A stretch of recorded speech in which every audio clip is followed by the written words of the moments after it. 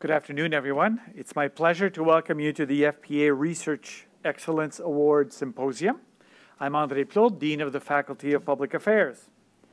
As we begin, allow me to take a moment to acknowledge that the Carleton campus sits on the traditional unceded territory of the Algonquin and Anishinaabe people. The FPA Research Excellence Award recognizes excellence and leadership in research by a faculty member or research team in the Faculty of Public Affairs.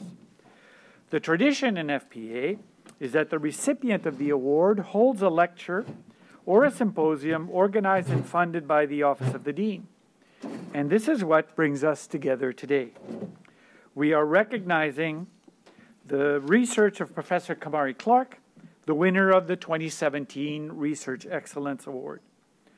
Supporting this kind of research is an important part of our mission to foster informed citizenship and build better democracy and better societies. This event also kicks off this year's edition of FPA Research Month, and we have many more events coming up. You can find the full list on our website, carleton.ca/FPA. So I will now turn it over to Fiona Robinson, Associate Dean Research and International and Professor of Political Science, to introduce today's speakers. Fiona.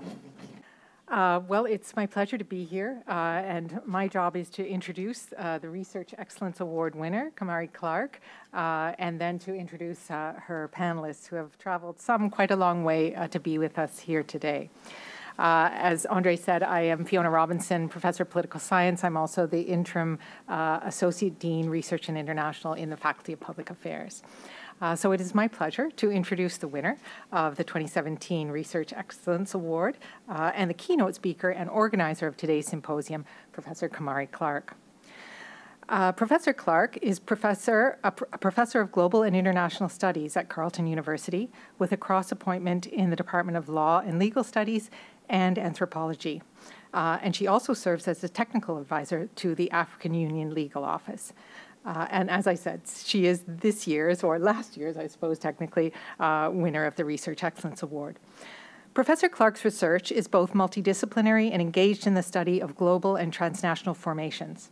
She has a BA in Political Science and International Relations from Concordia University, a Master in the Study of Law from Yale University, and a PhD from the University of California, Santa Cruz.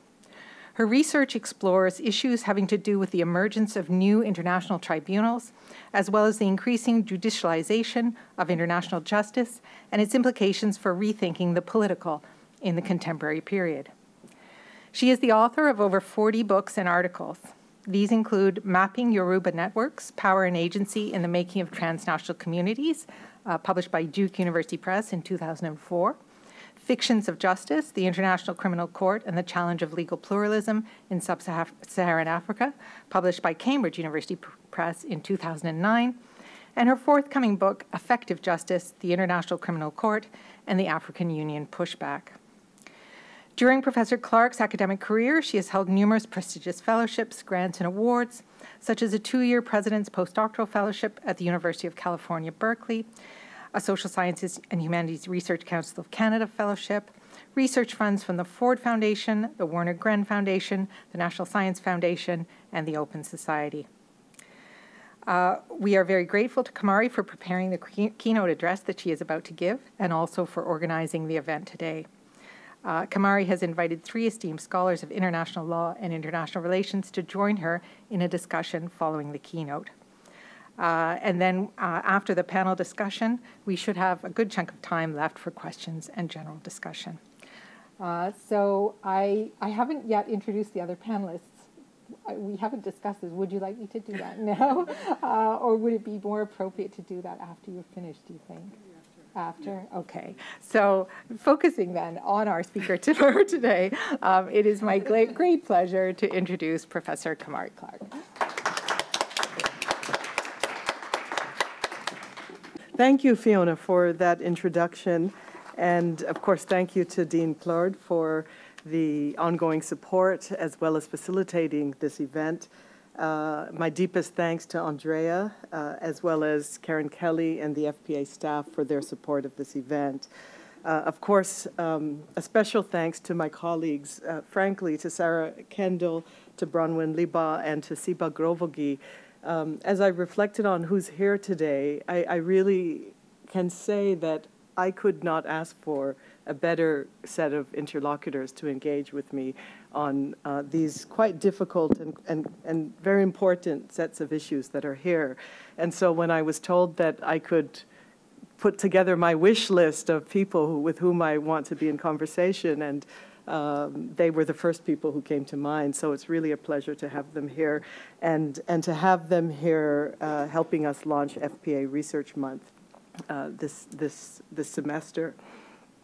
So my talk today is multi-layered, but its point of focus is how we understand the nature of international justice domains in the contemporary period. And what does this tell us about the fissures within contemporary liberal institutionalism, especially connected to the International Criminal Court's activity in Africa and the African pushback to establish other justice domains, and justice domains that are differently conceived. And a significant amount of the research, the data that I'll present as part of this keynote, was collected between 2012 and 2015, but is ongoing, of course, into this period, because I continue to do this work. But a significant amount of it was funded by the National Science Foundation in the US, as well as a number of other organizations, including Carleton, for the ongoing work. Okay, so let me start with my point of departure then. And that has to do with how we think about contemporary forms of liberal institutionalism. And in many ways, it's at the core that I'm unraveling to push us to think about the nature of the contemporary period. Contemporary liberalism represents the idea that by pursuing self-interest, social and political actors can promote public goods like peace, stability, or stability of order, better quality of lives, and collaborative solutions to global challenges. The idea is that a self-interested motivation fueled by economic gain can create the conditions for public goods. Following such an impetus, the presumption is that the institutionalization of a self-enforcing system can produce the terms for public motivation and, of course, by extension, political cooperation.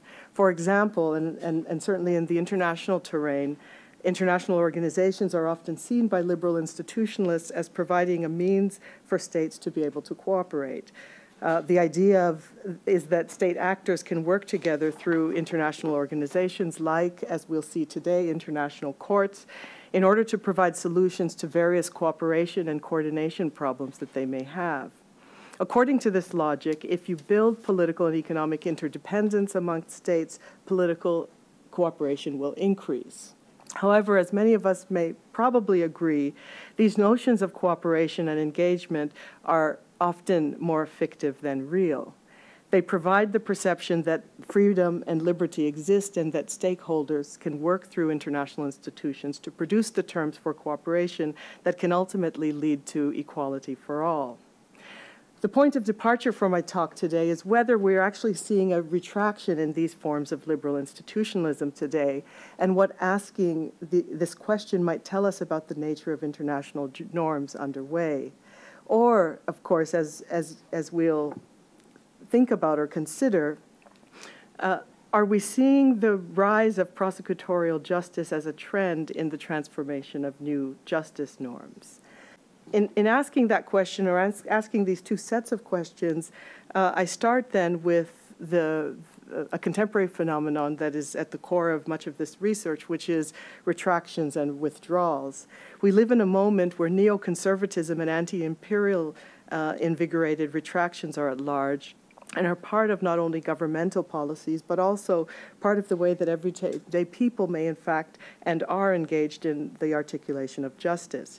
We see some of these manifestations in the developments around Brexit, for example, and its related popular anti-immigrant discussions, the emergence of Donald Trump's right-wing protectionist nationalism, demands to make America great again.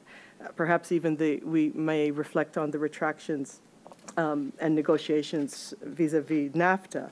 the withdrawal announcements in the Inter-American Court, another set of examples. And of course, the optic of my own engagement having to do with announcements by African states to withdraw from the Rome Statute for the ICC, for the International Criminal Court. And in many ways, these examples point to the conditions by which justice retractions, or what I will develop in a moment as reattributions, are at large. Now, in fact, one of the most recent expansions of the criminal jurisdiction of the African Court for Human Rights and Justice is toward a quite distinct form of differentiation from the international forms that we're seeing as they're mapping out in the International Criminal Court. Many scholars have referred to them as a differentiated African practice that elevates crimes like corruption, toxic dumping to the level of international crimes, but also for African stakeholders to take an anti-prosecutorial position, which reactivates, and in the case of the new African Court, which has reactivated immunity for heads of state through an example that I'll speak about over the course of this talk. And so, of course, this and a number of other things have raised questions about the legitimacy of international justice, or at least what are we to make of the type of formation that we're seeing in African Union contexts. Okay, so let's jump into the data then and what I'm trying to unpack here. And of course, the site of engagement first, to start off, is the making of the International Criminal Court. Since it came into force through the Rome Statute in July 2001, the International Criminal Court, what I'll refer to as the ICC, a court with jurisdiction among 123 member states to adjudicate 4 crimes: genocide, war crimes, crimes against humanity, and the crime of aggression. Perhaps the ICC has done more than any other institution to generate the contemporary rule of law movement and subsequent critiques of the movement in response to localized controversies. However, in the first decade of its formation, the ICC has been riddled with politicized disagreement, disagreements over the perceived legitimacy of its institutional power. The 34 African states that ratified the Rome Statute in 1998 initially embraced the rule of law movement as an extension of their commitments to Africa's emancipatory future. The African Union and the violence that unfolded in African countries in the 1980s and 1990s played an important role in compelling the moral conscience to act. It instigated feelings of indignity and anger that were tied to the inaction of the international community during the Rwandan genocide, the injustice of South African apartheid, and the results of the long anti-colonial struggles against European imperialism. With these realities in mind, the various leaders in these states initially saw that the ICC might in fact be a beacon of hope, a solution for their continent's injustices. However, since the entry into force of the statute, the Rome Statute in 2002, until the contemporary period, this period, 2018, the ICC has pursued 22 cases in 9 situations across only African states: the Central African Republic, the DRC, the Democratic Republic of the Congo, the Ivory Coast, Sudan, Uganda, Kenya, Mali. We can go down the list. And in prosecuting the above cases, the ICC has indicted 39 individuals. From the cases of alleged African warlords to the indictments of African leaders, including President Uhuru Kenyatta and Deputy William Ruto of Kenya, as well as al-Bashir, etc., all of the cases involved African subjects and hardly addressed forms of economic culpability that surrounded the violence that many said were at the heart of, that surrounded the nature of the violence at play. So this context then leads us to, in many ways, the namesake that I know my colleagues are going to push me on and take me up on, I believe, and that is what I'm referring to as a Pan-African pushback. And of course, this is a metaphor that you'll see in a moment is a response to a different metaphor that I'm arguing against or in conversation with. Now, because of the exclusive indictments of only Africans, a vibrant Pan-African pushback against demands for legal accountability unfolded through an initiative of the African Union. This has taken the form of refusals to cooperate with the ICC arrest requests and has built leverage through threats of actual withdrawal from the Rome Statute. And in turn, a global network of progressives including radical and mainstream members of Africans and African diasporic cultural elite, have launched vehement demands for international institutions to pursue justice through accountability outside of Europe, not only in Africa, but outside of Europe as well. But in response to this, various organs of the ICC, such as the presidency or the office of the prosecutor, are consistently responding to these controversies and challenges by shoring up and projecting the core logic of legal accountability, what many refer to as anti-impunity, as the sole appropriate and objective strategy for ending impunity. In particular, the ICC routinely individualizes what many see as collective violence, or where there should be collective responsibility for violence. It becomes legitimate. It becomes individualized, and of course, this is part of the problem. I'm not really going to go into that here. It's part of the bigger project, but this idea, this shift from collective responsibility for mass crimes that are economic often in nature, to the individualization of those crimes, identifying high-ranking leaders to whom we identify and hold responsible, is one of the fissures and sets of challenges that's at play. Now, we might say, well, what is the narrative, or what is the rhetoric that we hear from those who believe in a language of justice for victims, so in which justice and international justice provides a possibility for creating a world that's free of violence. And of course, people like the key prosecutor, the lead prosecutor, Fatou Bensouda, of course, has a range of responses. She's publicly asserted that the Rome Statute is her Bible. I like that, this invocation. It's not about politics, but the law. She has often said, Bensouda explained at a meeting in Albany, where she profoundly, in 2012, declared the nature of objectivity that is part of her mission. As she also has said, I will use the law to uphold justice. In emphasizing the court's mandate for justice, on serving victims through legal accountability, she later argued, we should not be guided, and I quote, we should not be guided by the words and propaganda of a few influential individuals whose sole aim is to evade justice, but rather we should focus on and listen to the millions of victims who continue to suffer from massive crimes. The return on our investment for what others may consider today to be a huge cost for justice is effective deterrence and saving millions of victims' lives, end quote. Now, Prosecutor Bensouda's performative plea for ICC justice was, of course, and is often delivered in the name of the victim. And this in many ways, it's deploying what I call a form of sentimental legalism.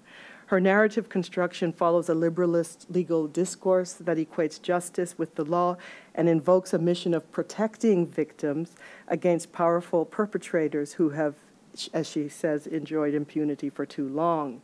This discourse of saving victims by making high or holding high-ranking perpetrators individually responsible through judicial trials, in effect, links the notion of protection to a very particular application of legal justice. So justice, when we think, what is justice? What does it mean?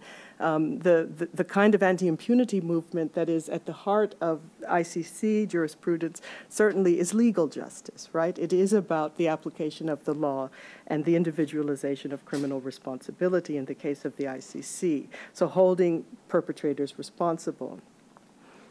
It also regales a celebratory story of the rule of law operating through objectivity, predictability, and empowerment to end impunity and ultimately to curb political violence. As obvious and appealing as this may seem in the abstract, attempts to map this logic onto particular African contexts through legal actions have generated profound disagreement, as we can imagine, disease, as well as discord. The mass violence being adjudicated is, for some, the result of historically inscribed inequalities that many people in parts in African countries regard as a function of colonialism or post-colonial corruption, for example, achieved through collective complicity, not just individual responsibility, but or the fault of individual charismatic specific individuals, but in fact a much larger question of inequality here. The other piece that is worth reflecting on is the limited jurisdiction of the ICC, because some of you might think, well, what are we to do? Who wouldn't want to save victims, right? Who isn't this a noble cause? Why are we thinking that liberal institutionalism has its challenges? And of course, one of the structural problems is that the ICC doesn't operate with universal jurisdiction. And not only that, it doesn't have its own police force. It isn't a sovereign state. It's not able to exercise power in the ways that states might. It doesn't have its own jail, et cetera. It depends on the cooperation of many. And so part of the larger impetus here, or at least the macro question then is, well, what is the power of international justice? How does it affect the work that it does? How is it able to mobilize others to engage and to believe in the work of victims and to protect those victimized by violence? And so in the absence of universal jurisdiction and the inability to engage those states that haven't signed the statute, of course, in my larger work, the part of the point and the missing piece is that we don't necessarily take seriously in international relations and international law theorizing the affective life of justice, the way that the figure of the victim, this notion of a victim and a notion of a perpetrator are deployed in these contexts.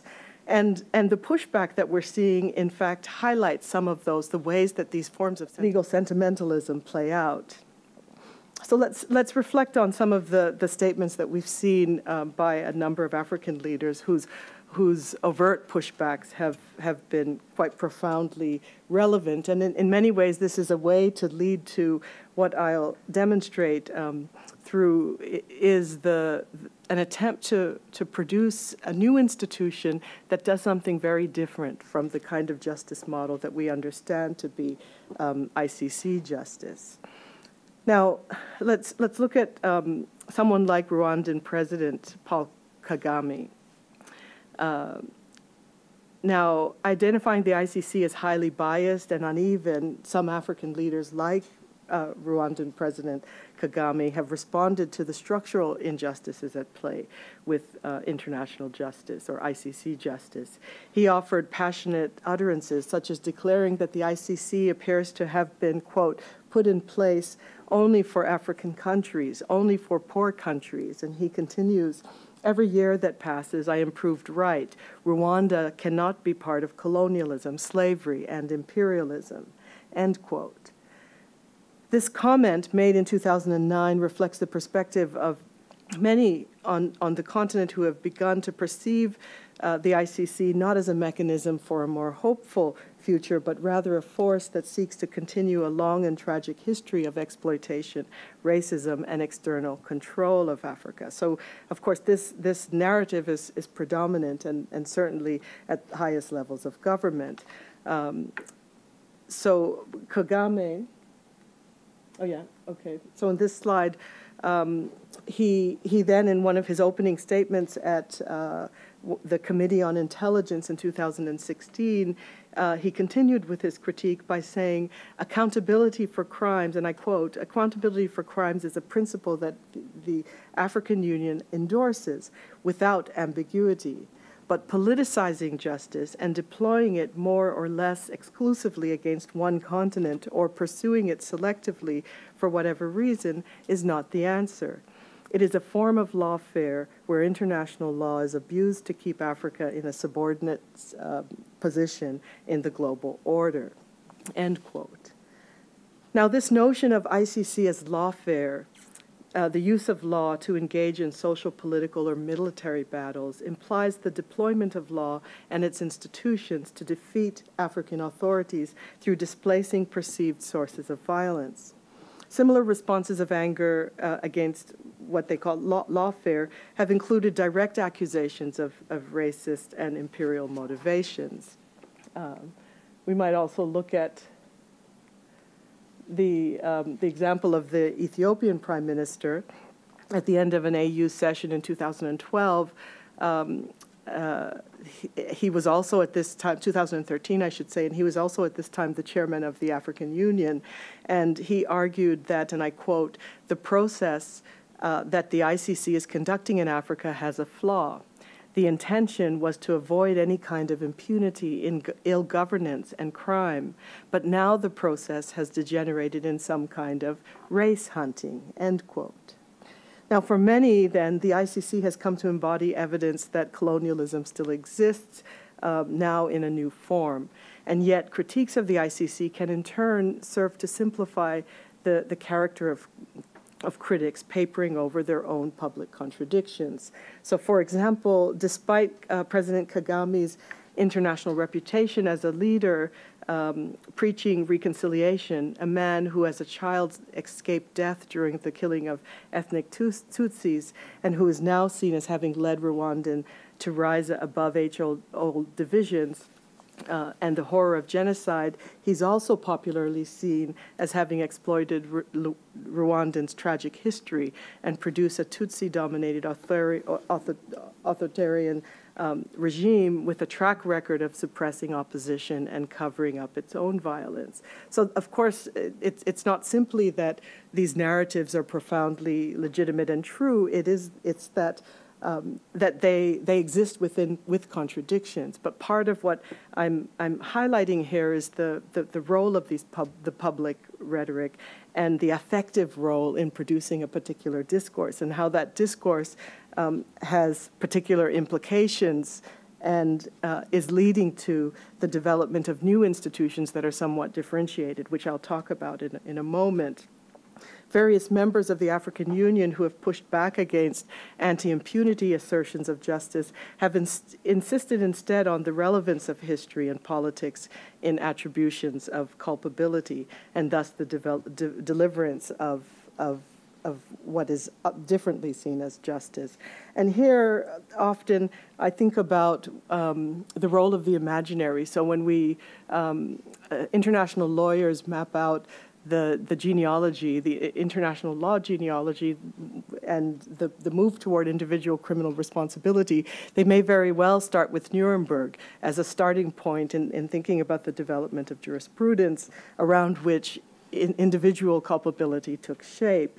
But in fact, if we think about the kind of emotional appeals that led to the involvement of African leaders, again, we can point to Rwanda, we can point to South Africa, South African apartheid, and Nelson Mandela as figures. These figures are critical figures in shaping the effective life of justice, and are part of what I'm building here as a way to think about structural injustice as a domain, as a narrative modality through which we're seeing this pushback. It's a form of reattribution that's leading to different or new forms of practices. Let's take, for example, another president, African president, Museveni of Uganda, during Kenyatta's inaugural event in 2013. And here, let me just read a portion of what he said here. And this, again, demonstrates the kind of combative struggles underway, anti-impunity versus other ways of thinking about justice and structural injustice, and the type of and nature of pushback that we're seeing. So he said, and I quote, "I want to salute the Kenyan voters on one other issue." So of course, he started with he started by saluting the Kenyan president, etc. But then he adds, quote, "the rejection of the blackmail by the International Criminal Court and those who seek to abuse this institution for their own agenda.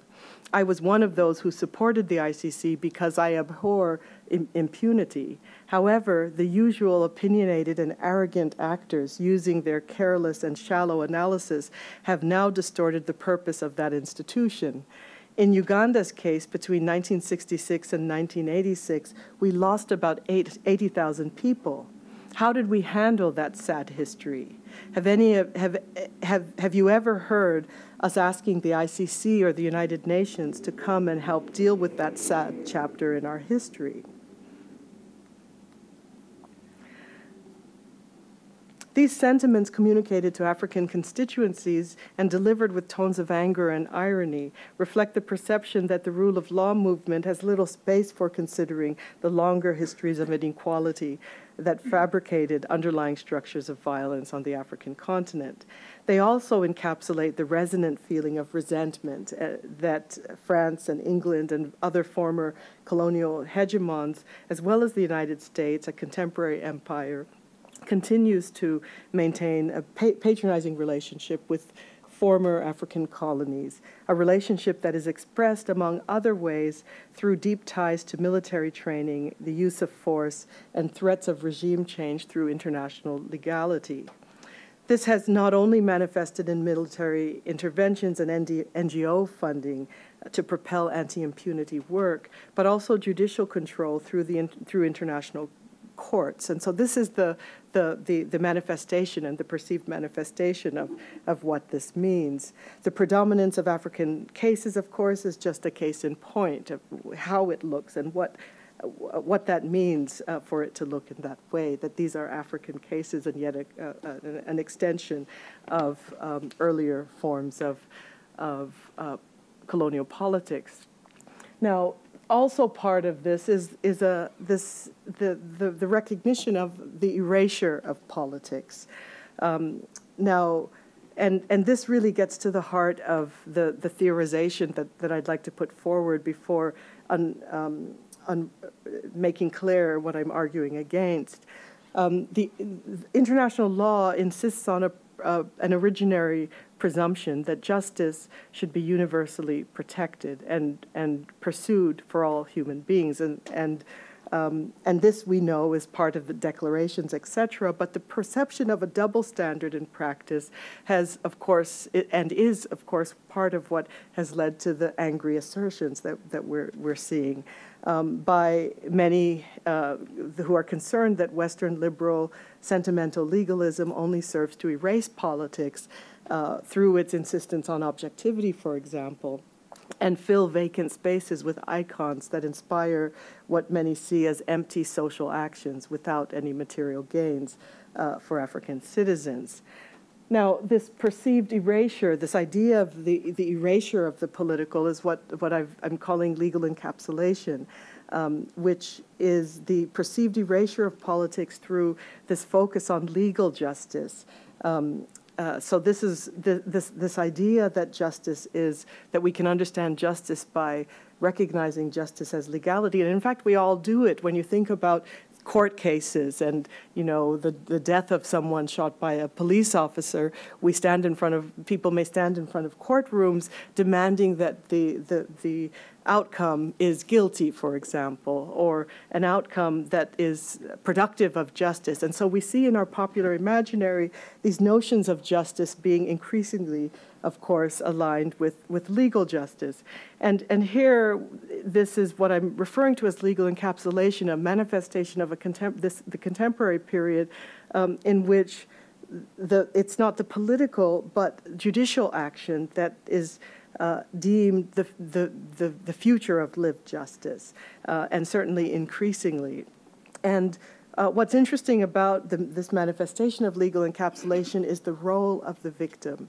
So earlier I had said that what's, many of us are trying to figure out, is international law and what are its domains of enforcement, etc. How do we understand it as law? How does it work? And one of the components that I'm arguing is important in thinking about the way that it works is through the figure of the victim in the context of liberal legality. So protecting the victim as if we can protect the victim with a court case, right? And the argument is often through deterrence, we can certainly do that. So it's anticipatory. But in order for law to be mobilized, you need a victim, someone victimized by violence in the first place.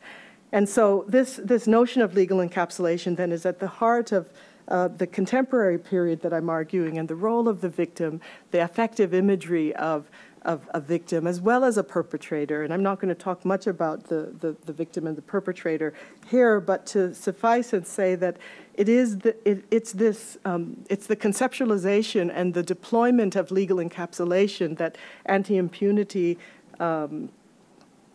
activists have been able to deploy that is actually leading to the type of pushback that we're seeing. It's the recognition that by some that this isn't justice at all, but in fact we have to return to these questions of structural inequality. And we see that time and time again, certainly with the data. And so this is where legal encapsulation becomes important. As part of legal encapsulation is effective attribution, or what I see as the justice pushback. Many who are protesting the encapsulation of justice are working to redefine it by retelling its history, by reattributing culpability through this idea of effective attribution. And of course, what many don't necessarily recognize is the role of affect, right, of emotional sentimentality, etc., in doing the work of justice, in making it viable, in naturalizing its products. Okay. So let me then, and of course we see the manifestation in the withdrawals and the attempts to withdraw from the Rome Statute, Burundi, and I'm talking about the declarations, not necessarily whether or not they were successful or they were rescinded, like in the Gambia, but the declaration of withdrawal and the effective work of that, of a declaration to declare that one state is withdrawing, what that does and how what the role of the effective life of that is. Another domain for this effective life of law and lawmaking, of course, is the declaration of non-cooperation, which is part of these international discourses as well. So the idea that the African Union leaders declared that they will not cooperate with the request for the extradition of al-Bashir, President al-Bashir of Sudan, for example, since al-Bashir was indicted by the court and they refused to cooperate if al-Bashir entered their sovereign state.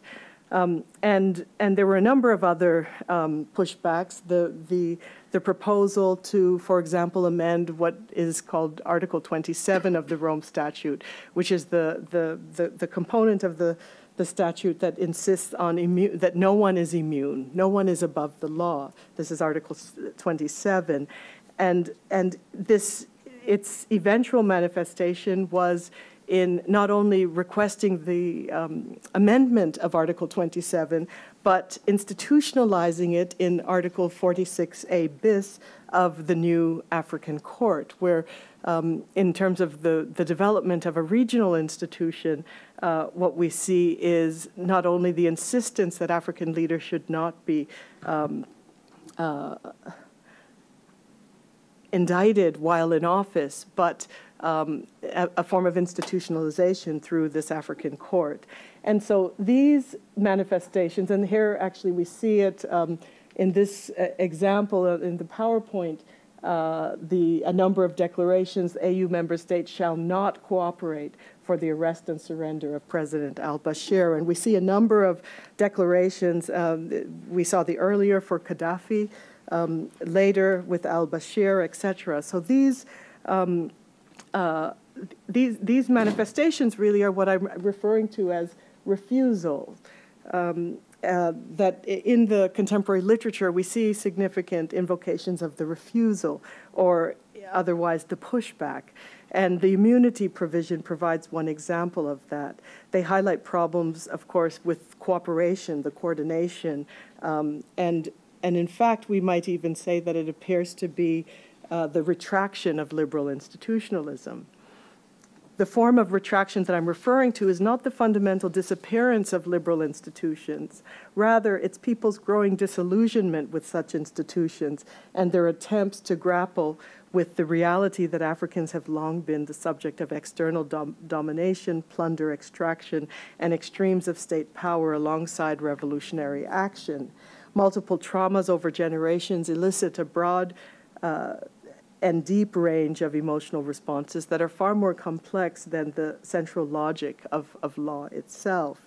And in this regard, the emergent rule of law movement needs to increasingly attend to this, that our scholarship and the way that we interrogate what justice means and how we define it and how it gets mobilized and what are the powerful forms of imagery are key here, because they produce and do certain things. And this is what the second half of this talk will examine. Now, so our foil, or the basis for some of the debate for today, of course, has to do with Catherine Sekink's book, Justice Cascade. It's an influential text, and it's an influential text because in many ways it represents the kind of liberal institutionalism that is at the heart of the formation and power of international justice. Her book, The Justice Cascade, How Human Rights Prosecutions Are Changing World Politics. In this book, Harvard professor Catherine Sekink argued that the enactment of international, foreign, and domestic prosecutions across the globe constitutes a new trend in world politics toward holding state officials criminally responsible or accountable for human rights violations. By examining the way that prosecutorial justice is establishing a new basis for morality, she celebrated the increasing demands for judicial prosecutions and argued that they reflect a radical change in which social demands for accountability through prosecutions are becoming the new norm. From Nuremberg and Tokyo trials to the prosecution of former presidents Pinochet and Milosevic, through various ad hoc tribunals and the coming into force of the International Criminal Court, Sekink insists that the popularity of international prosecutorial solutions has spread and concretized a popular new norm around individual accountability, and individual accountability as the manifestation of justice. Thus, the metaphor justice cascades reflects the shift in the legitimacy of the norm. Sekink is concerned that the emergence of new moral values in relation to the popularization of justice as legal accountability is what we should be paying attention to. And while it's empirically true that we have seen increased so-called cascading, or the rise of judicial mechanisms, there are many ways to account for the rise in the new in these institutions that involve larger global governance developments. However, to suggest that the contemporary development and cascading of new international courts reflect a widespread acceptance of new norms around ending impunity is to miss the significance of a range of other developments in shaping what we understand to be contemporary justice. For Sekink, the expansion of the demands for accountability and the spread of new norms are widespread, but what she overlooks then is how the application of international law in contemporary legal circuits is not only perceived by large numbers of constituencies as unequal, but also as not necessarily productive of justice.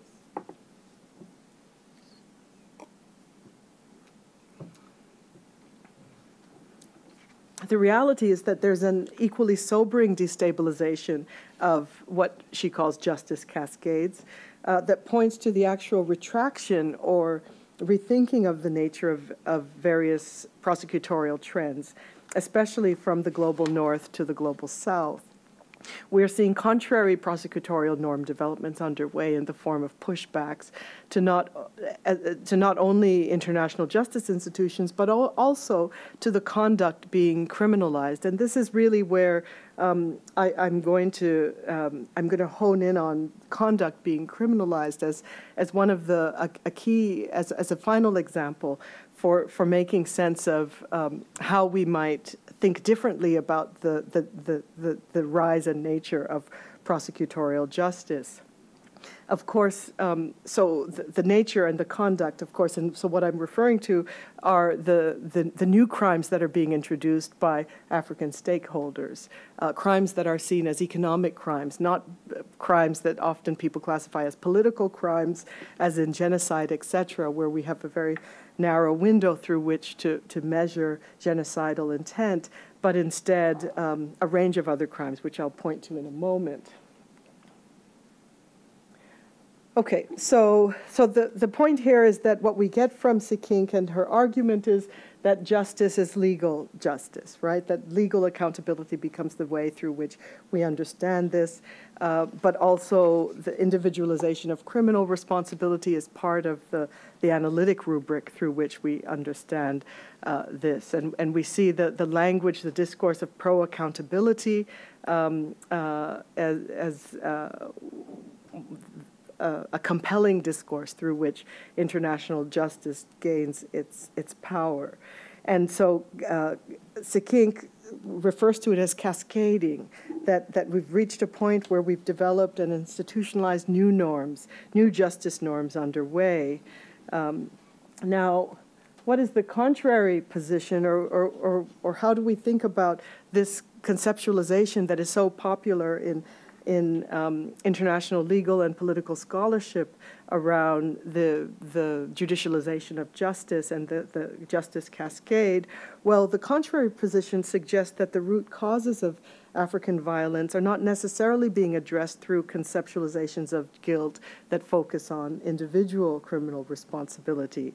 And instead, what we are also seeing is attempts to reattribute guilt, right, to push back at that conceptualization of justice and instead to articulate it in some cases through collective guilt, in other cases to highlight other forms of conduct that should be the object of inquiry through which to determine what is criminal and what is not criminal. And so this talk in many ways reflects how other forms of conduct are being introduced into African context and African criminal law frameworks that are being used to counteract the ICC movement while also working alongside it. But the nature of the difference and the nature of the divergence is critical here. And there are a number of examples of why it's critical. But in this chart, we see, I think, a nice depiction of what's at play here. That on one hand, on the top, there's ICC justice and this idea, the organizing rubric being individual criminal responsibility. And on the bottom, of course, are refusals and other forms of conduct that through the development of the African court, we have other types of crimes that are being pursued that are seen as, that are part of the reattribution of justice.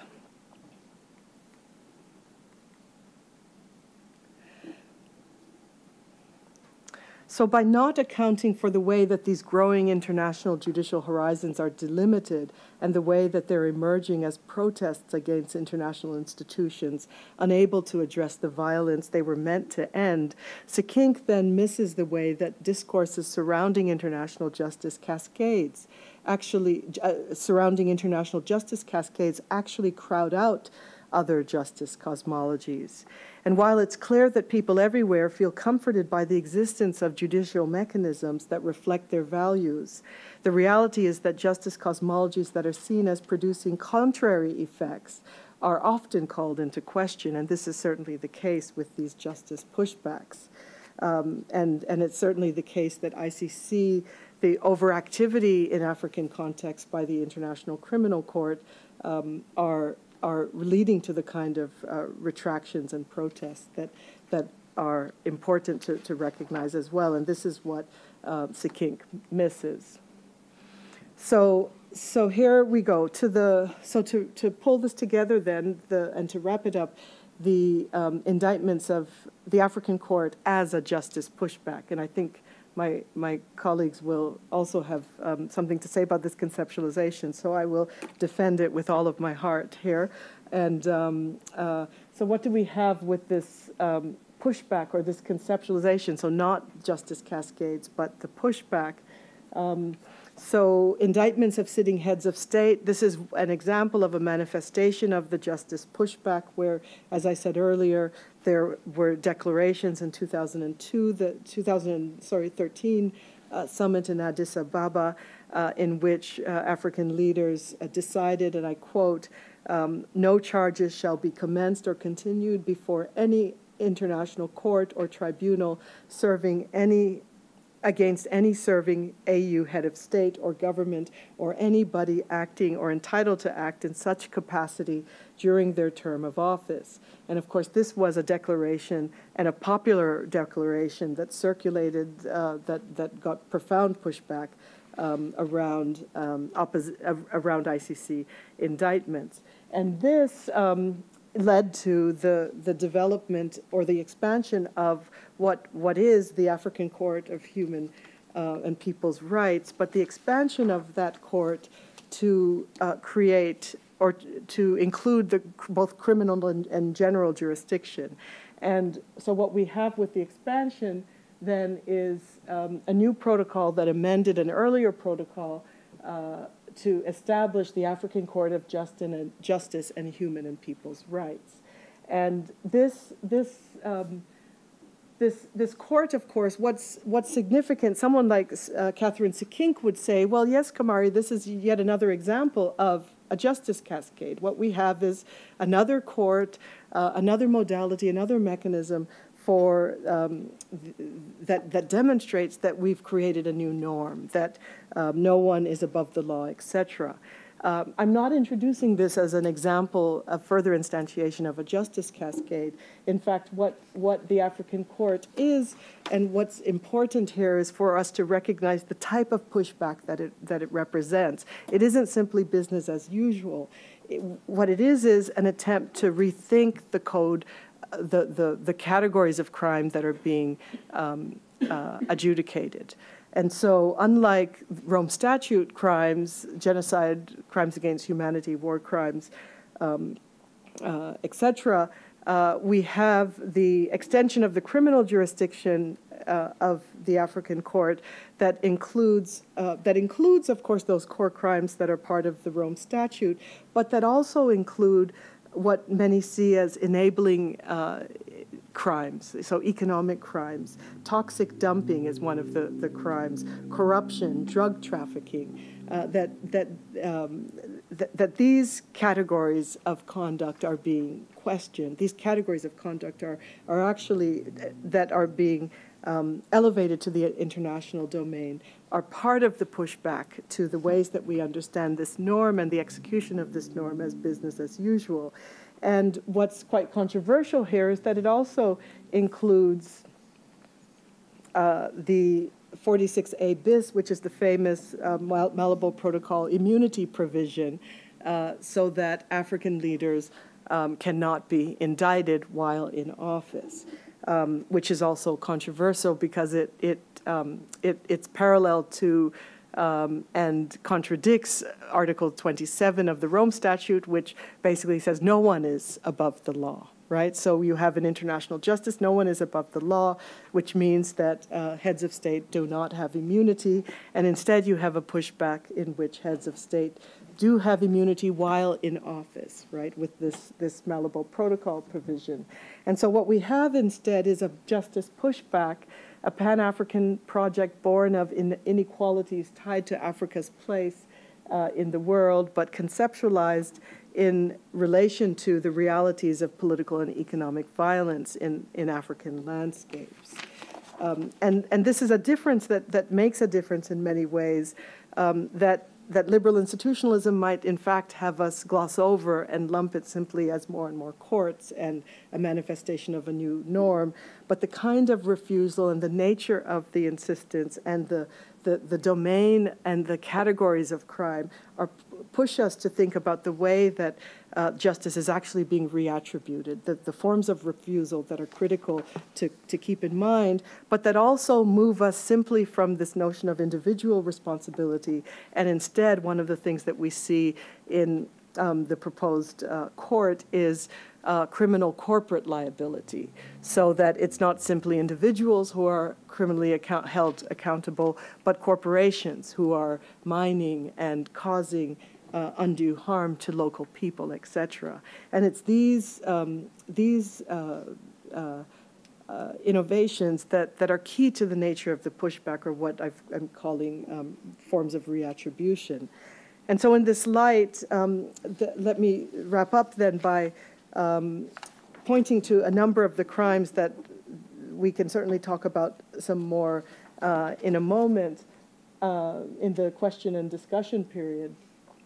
Here, this slide talks, it's African solutions to African problems. It's often the Pan-Africanist rhetoric that we hear.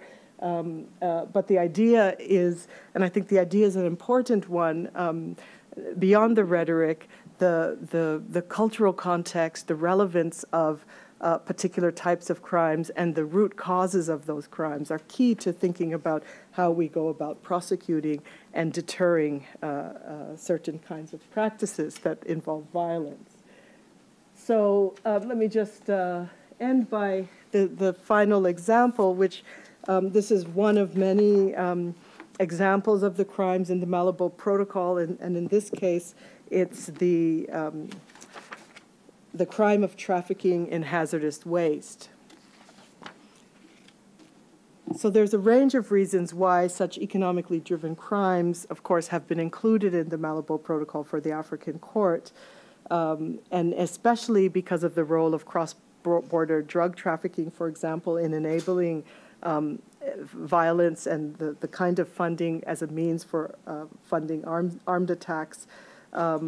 But the significance of criminalizing corporations that dump toxic waste on African shores and simply pay fines to avoid individual criminal responsibility. Instead, what we see with the African Court, with the Malabo Protocol for the Court, is a development that's worth noting, that rather than pointing to individuals who are the political actors, instead identifying corporations and others who enable particular actions. And so this particular crime, I think, it's not novel substantively in the sense that it's the Bamako Convention, but what we see, and much of it, in fact, much of it is a replication of some earlier treaties, but what we see is an attempt to bring some of these transnational crimes to the category of international crimes.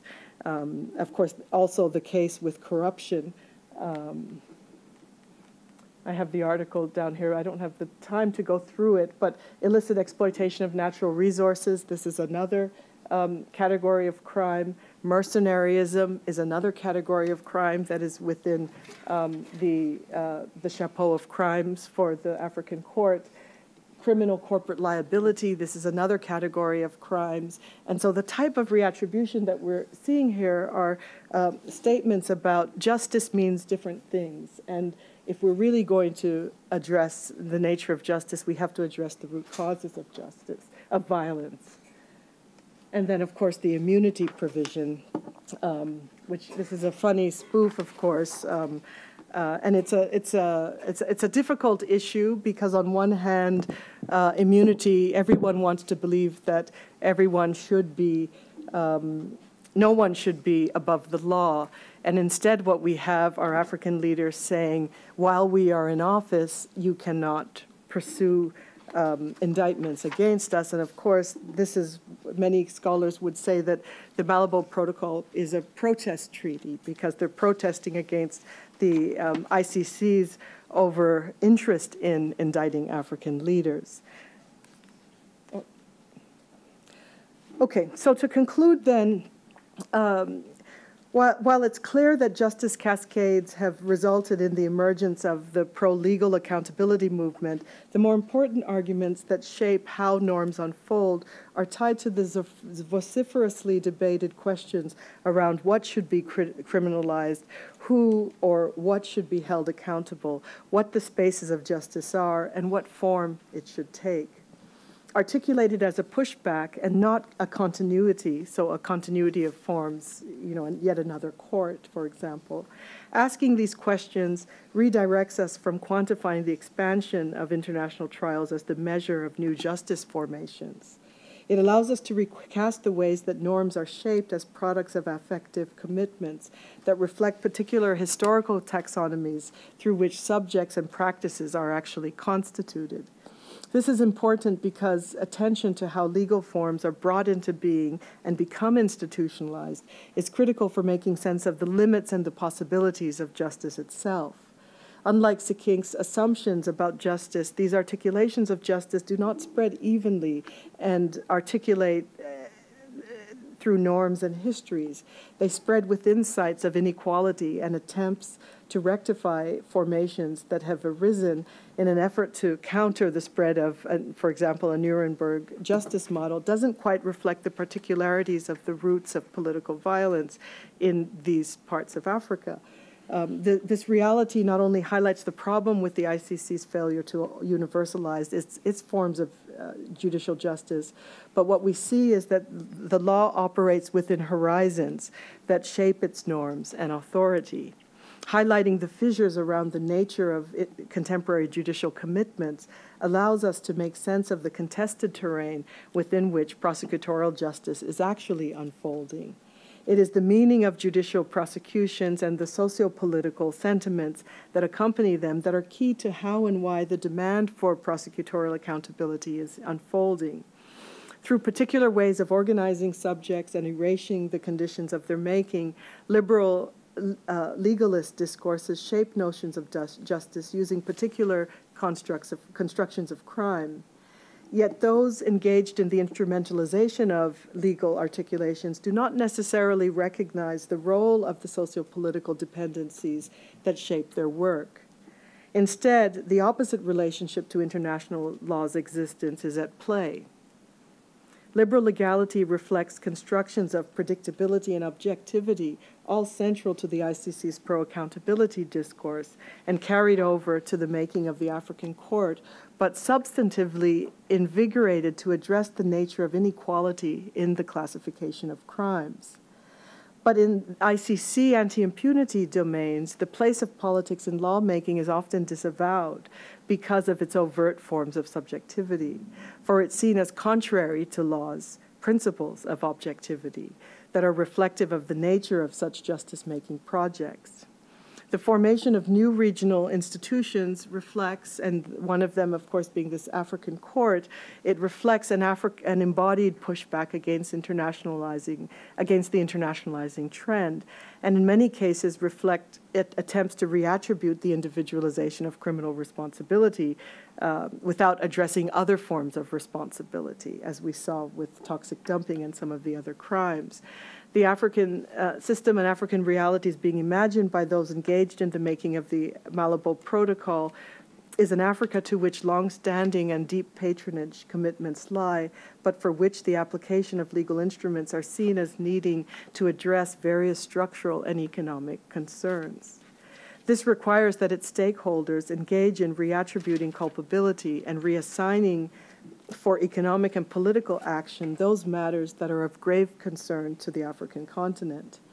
Regarding the types of crimes, liberal legalism focuses on crimes that are the result of political processes that produce its subject matter jurisdiction, such as the inclusion of crimes like genocide or crimes against humanity, but not those outside of its jurisdiction that actually enable such forms of violence, like mercenarism or money laundering, yet another crime, illicit exploitation of natural resources, another crime, and of course the trafficking of hazardous waste. This conundrum then has led to a new Pan-African initiative through which the nature of conduct to be criminalized has been interrogated. for what questions about which crimes, when, who, and under what conditions to extradite or not, are not simply legal questions that require that we take seriously the complexities of politics of decisions that actually shape prosecutorial justice. These questions involve examining the socioeconomic and political conditions through which justice is both celebrated and reattributed through new ways of thinking, rethinking the contours of responsibility by which such violations should be handled. And of course, and who should be handling them, as we see through this attempt to regionalize justice and take control of particular crimes. So what do these, to conclude then, what do these unraveling frictions and formations discussed today tell us about the nature of liberal institutionalism in the contemporary period and the international justice norms underway? What we see is that liberal institutionalism as a construct or fiction may be both on the rise in particular ways and under threat in other ways. The contemporary period is one in which we are seeing new liberal retractions and other expansions in other domains. It would be a mistake to see these ebbs and flows as representing the upward arc of cooperation or of liberalist freedoms. Rather, the development of liberal institutionalism has its own internal paradoxes, and state withdrawals from treaties and their emotionally narrativized pushbacks are manifestations of the fissures of the liberalist project.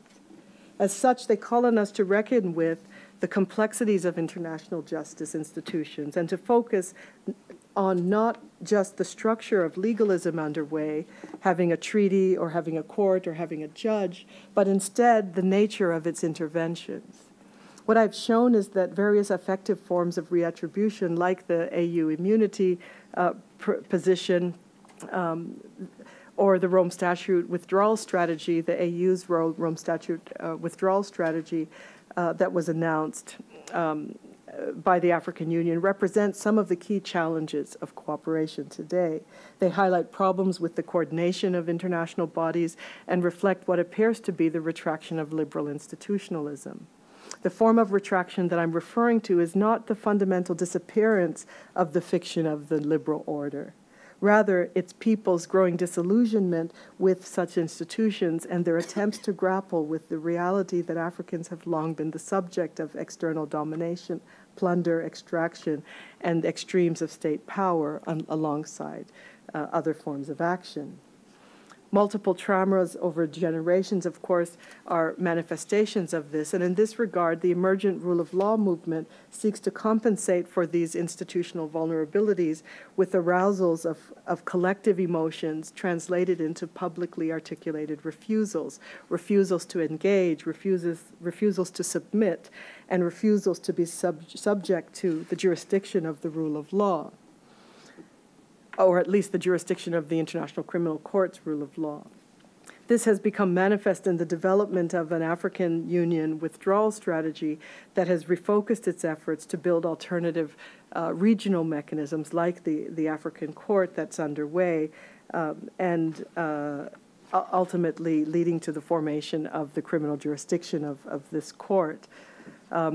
This formation then allows us to examine the rationale and the histories, as well as the way that particular justice tropes are reattributed and reattributed in different ways. These tropes, differently inspired and assembled, are what I characterize as justice pushbacks and are playing a critical role in the emergence of international justice today. A focus on such formations through reattribution of justice allows us to examine the role of these emotional sentiments, their histories, and of course their institutionalization as spaces for the effective manifestation of justice. And this, I argue, is the key starting point for understanding the status of justice transformations underway in the contemporary period. Thank you.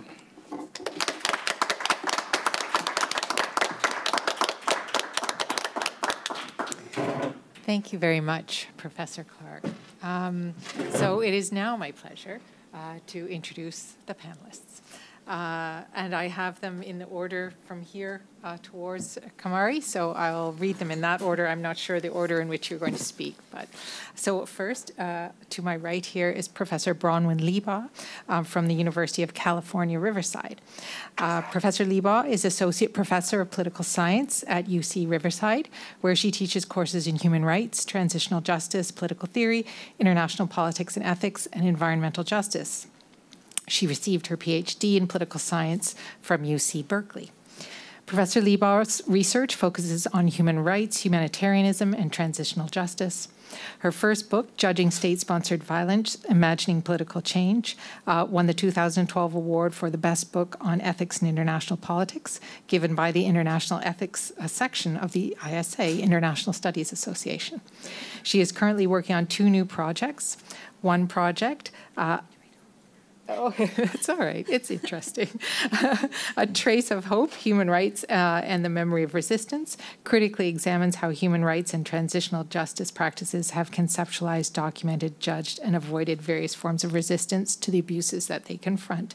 And a second project, Scorch Earth, Environmental Justice and the Legacies of War, traces efforts to distinguish between legitimate and illegitimate wartime environmental devastation from just war theory through the contemporary environmental justice movement, with attention to the way in which claims about the meaning and legitimate destruction of nature have been informed by changing ways of defining humaneness and vice versa. So we welcome Professor Libaugh. Our next panelist is Professor Siba Grovorgui from Cornell University. Professor Grovorgui is Professor of International Relations Theory and Law at Cornell. He received his PhD in Political Science and International Law from the University of Wisconsin at Madison in 1988. Between 1995 and 2013, he taught International Relations Theory and International Law at Johns Hopkins University, after holding the Du Bois Mandela Postdoctoral Fellowship at the University of Michigan, Ann Arbor in 1989 to 1990. He is the author of Sovereigns, Quasi-Sovereigns, and Africans, Race and Self-Determination in International Law, and also Beyond Eurocentrism and Anarchy, Memories of International Institutions and Order. Professor Grovorgui is currently completing a manuscript on the meaning of the human in contemporary humanitarian traditions. And finally, Professor Sarah Kendall.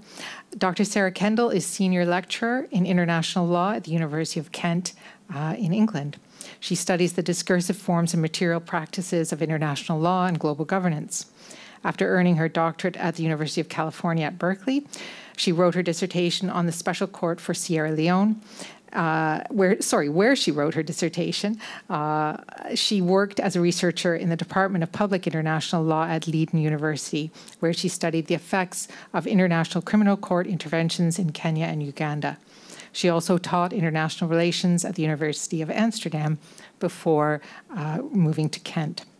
Dr. Kendall's research has focused on the ways in which the juridical field attempts to contain or respond to mass atrocity, specifically through the subfields of international criminal law and international humanitarian law. Her current book-length project focuses on the effects of international criminal court interventions and the restorative turn in international criminal law based on observations of the court's work in Uganda, Kenya, and the Netherlands.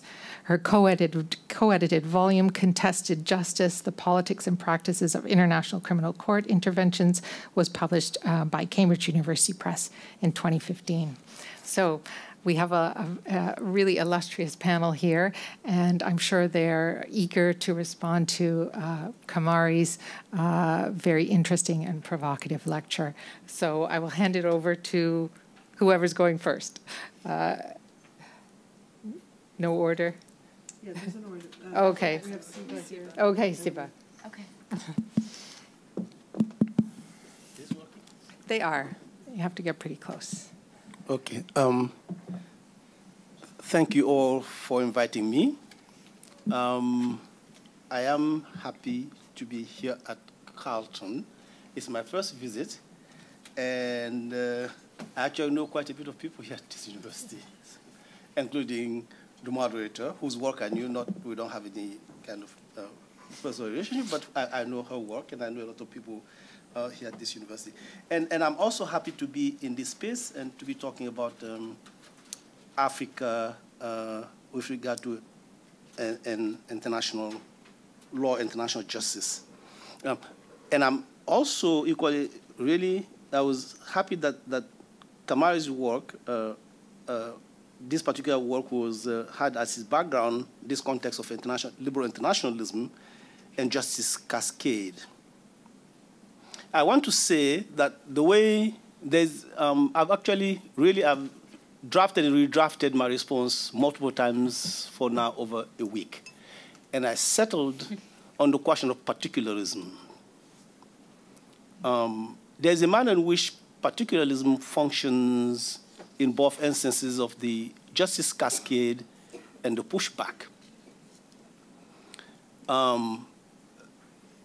And the particularism has a relationship, obviously, always to the universal, and I want to talk about that. There is the particularism of individuals who are subject, who actually have particular locations, particular interests, particular understanding of law, who obviously are charged with the idea of adjudicating, and hopefully their decisions often have a universal moral character to them. And there is the particularism of the response to that, and I actually want to talk about both of those. The first one is that in Justice Cascade, the sentiment I had reading it is obviously this idea that even universal moral norms or legal norms have to be applied to particular contexts, and that the people adjudicating have a way of transcending their own interests to think of the universal, and there's this assumption we make. Obviously, the problem I have here with liberal institutionalism always, in any context, not just with Justice Cascade, has to do with the jump we make between liberalism and to connect liberalism as a tradition of thought to liberal institutionalism, which is actually often a mistake. And so what I'm going to say here is not necessarily an indictment of liberalism itself, because I've found myself in a position where I want to claim that mantle too. Mm-hmm. But liberal institutionalism is a different question. And this is the problem. My fundamental problem with liberal institutionalism is to assume that the precept and predicate that are involved in laws, in certain laws, ideas of justice, human rights, and etc., are particular to it, and that it has ownership of it, which it doesn't. The gap between, to use the 19th century language, those precepts which people like James Lorimer called institute and institutions is filled often by politics, power, affectations, and etc. And those are very particular, no matter what the universal context is.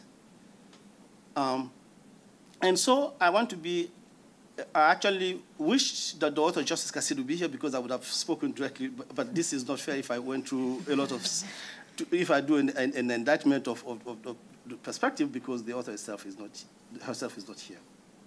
But I can say this, that historically, if you are from my part of the world, that's another kind of particular. If you are from my part of the world, the problem with global justice, international justice, has never been, ever been, whether those who are weak or the mécréants, as we say in French, can be brought to justice. I can give you a long list. Start with Morenga in Southwest Africa. I can give you Dedan Kimati. I can give you Samuel Toure. I can give you all of them. And always brought to justice because they did something wrong to their own people. That has never been a problem. The list actually is very, very long. The problem has always been whether those people who claim to have, to be producers of norms can be subject to their own norms. And in that case, that has never been also possible. And so the African objection today may be particular, but it has a universal quality because historically it has always been the same scenario, that those people who enact universal norms, presumably, are never subject to it. And you don't have to listen to me on this call. You can just listen to Paul Hyman, who was the first chair of the International Mandate Commission. You can go to Judge Rabinod Pal in Tokyo, right, who basically said, we are here today trying people who did crimes in Manchuria and et cetera, et cetera. What about the bombing of Dresden, right? We can go to Judge Tanaka, we can go, and I can give you a long list of people in different contexts where that question has been posed. Are universal norms really universal, and can they be applied to the people who adjudicate? Right? Now, I happen to be French, and I can tell you the Nuremberg trial happened between November 20th, 1945, and October 1st, 1946. Right? If you are from French-speaking West Africa, there was never in the 20th century such a brazen violation of every single Article of Geneva Convention than the mass slaughter that happened in Charoen, where the French turned their guns against people who had fought for them in Charoen. That is actually pales before what happened on May 8th, 1945. May 8th, 1945 is VE Day in Europe, Victory of Europe Day. That is the day the French chose to slaughter 65,000 Muslims in Sétif and Galma. And then you have the Nuremberg trials, and you want to teach a young African kid that that was about universal justice. That is actually not. Absolutely, it has nothing to, it had to do with something else, but universal justice is actually not it. Again, it's not just the French, because on December 3rd, 1944, under Churchill's instruction, there was also slaughter, massacre in Greece. All of those happened before Nuremberg. Right? So the question as whether international justice applies to those people who imagine them is actually, this is not a new thing, and so Africans, what Africans are saying today is not particular as a historical point. Can we do that, in fact? Right? And I'm going to return to that later. But I just wanted to put that in the background. The other thing has to do with the idea that the norms themselves are European and that they descend to us from natural history. And in my African international law class, I always start with a question. Between the slave and the slave master, who would have objected to torture first? And who would have said, I shall never allow you to beat me again, or to touch my children again? Of course, it is the slave. And this is it. In 1605, when the Quilombos, black slaves in Palmares, were outlawing torture, the commissioner of torture in the UK, in England, was the father of Western empiricism, Francis Bacon. So the idea that all of these laws, they say for natural history and all of this stuff, there's actually a lot of it that is conjectural history that has no basis at all. Right? So at some point, and this is my objection to institutionalism, is can we just sometimes stand up about all these claims? Because once you claim that this belongs to this tradition, you are foreclosing thought about other traditions. But they are not. Abolition of torture, civil and political rights, the first claim on civil and political rights have nothing to do with natural history, nothing to do with the West. It has to do with slaves. Again, just take Palmares and Francis Bacon. And the events, what is happening around the question of torture. So, and so that is actually my problem with liberal institutionalism. There's much that is conjectural history. There's also not thought about institutions. And there's actually very little known about the world of which they speak. Right? There's actually very little that is known about the world in those narratives, and I'm going to leave that, and I'm going to skip. But this is the thing. So I actually, the Cascade stuff, the metaphor itself bothers me, because imagine that there is somebody higher here, and then justice begins somewhere here, and is served to those people below, right? Of course, by fits and whatever, but it goes that way. The problem is that in the last 10, 15 years, right, whether it's the Rome Treaty, the Paris Treaty, Genocide Convention, that's actually much longer, but the US adhered to it not long ago. There are many things, many international norms that have been passed today in the world that actually are passed over the objection of people in the West. That you would think that we are so close to those events that they should be fresh to us. And they are not, so that's not actually, so I don't want to waste a lot of time on that. What I wanted to say, however, is that when Africans object then to the ICC, one should not see it as something particular to Africans because they object to universalism. Right? And that is also the particularism I see in the pushback thing. The pushback metaphor has two implications. One is a reflux from indigestion from liberal institutionalism, and pardon the evocation here. The other one is that what Africans are doing is particular. Now, this is the thing. The relationship between the particularism has two implications in law. One is particularism of procedure. The other one has to be particularism of substance. In both those cases, Africans are actually particular. The particularism of Africa has a quintessential universal character, which means that procedure and substance in law are always subject to review.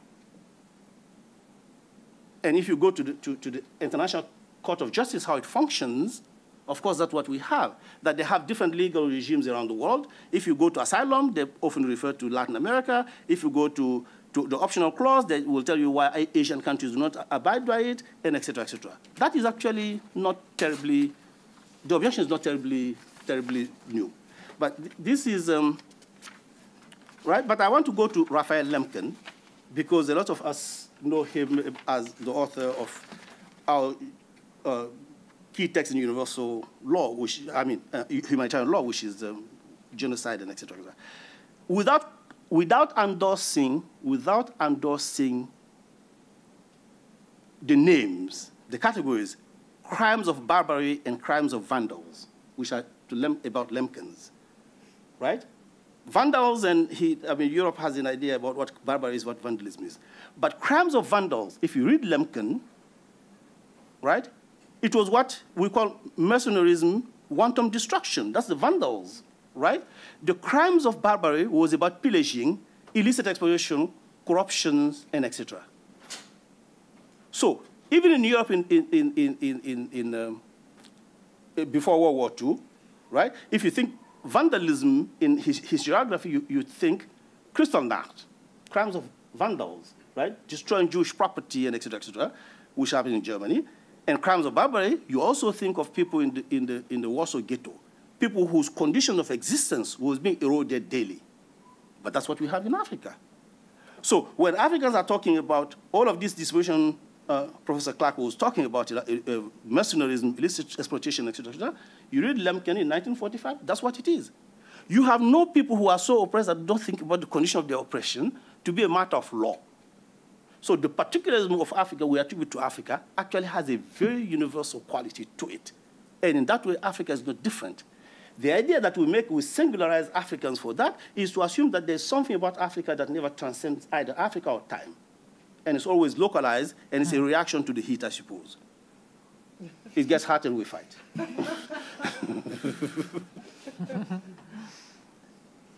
I'm sorry, I shouldn't have said that. But anyway.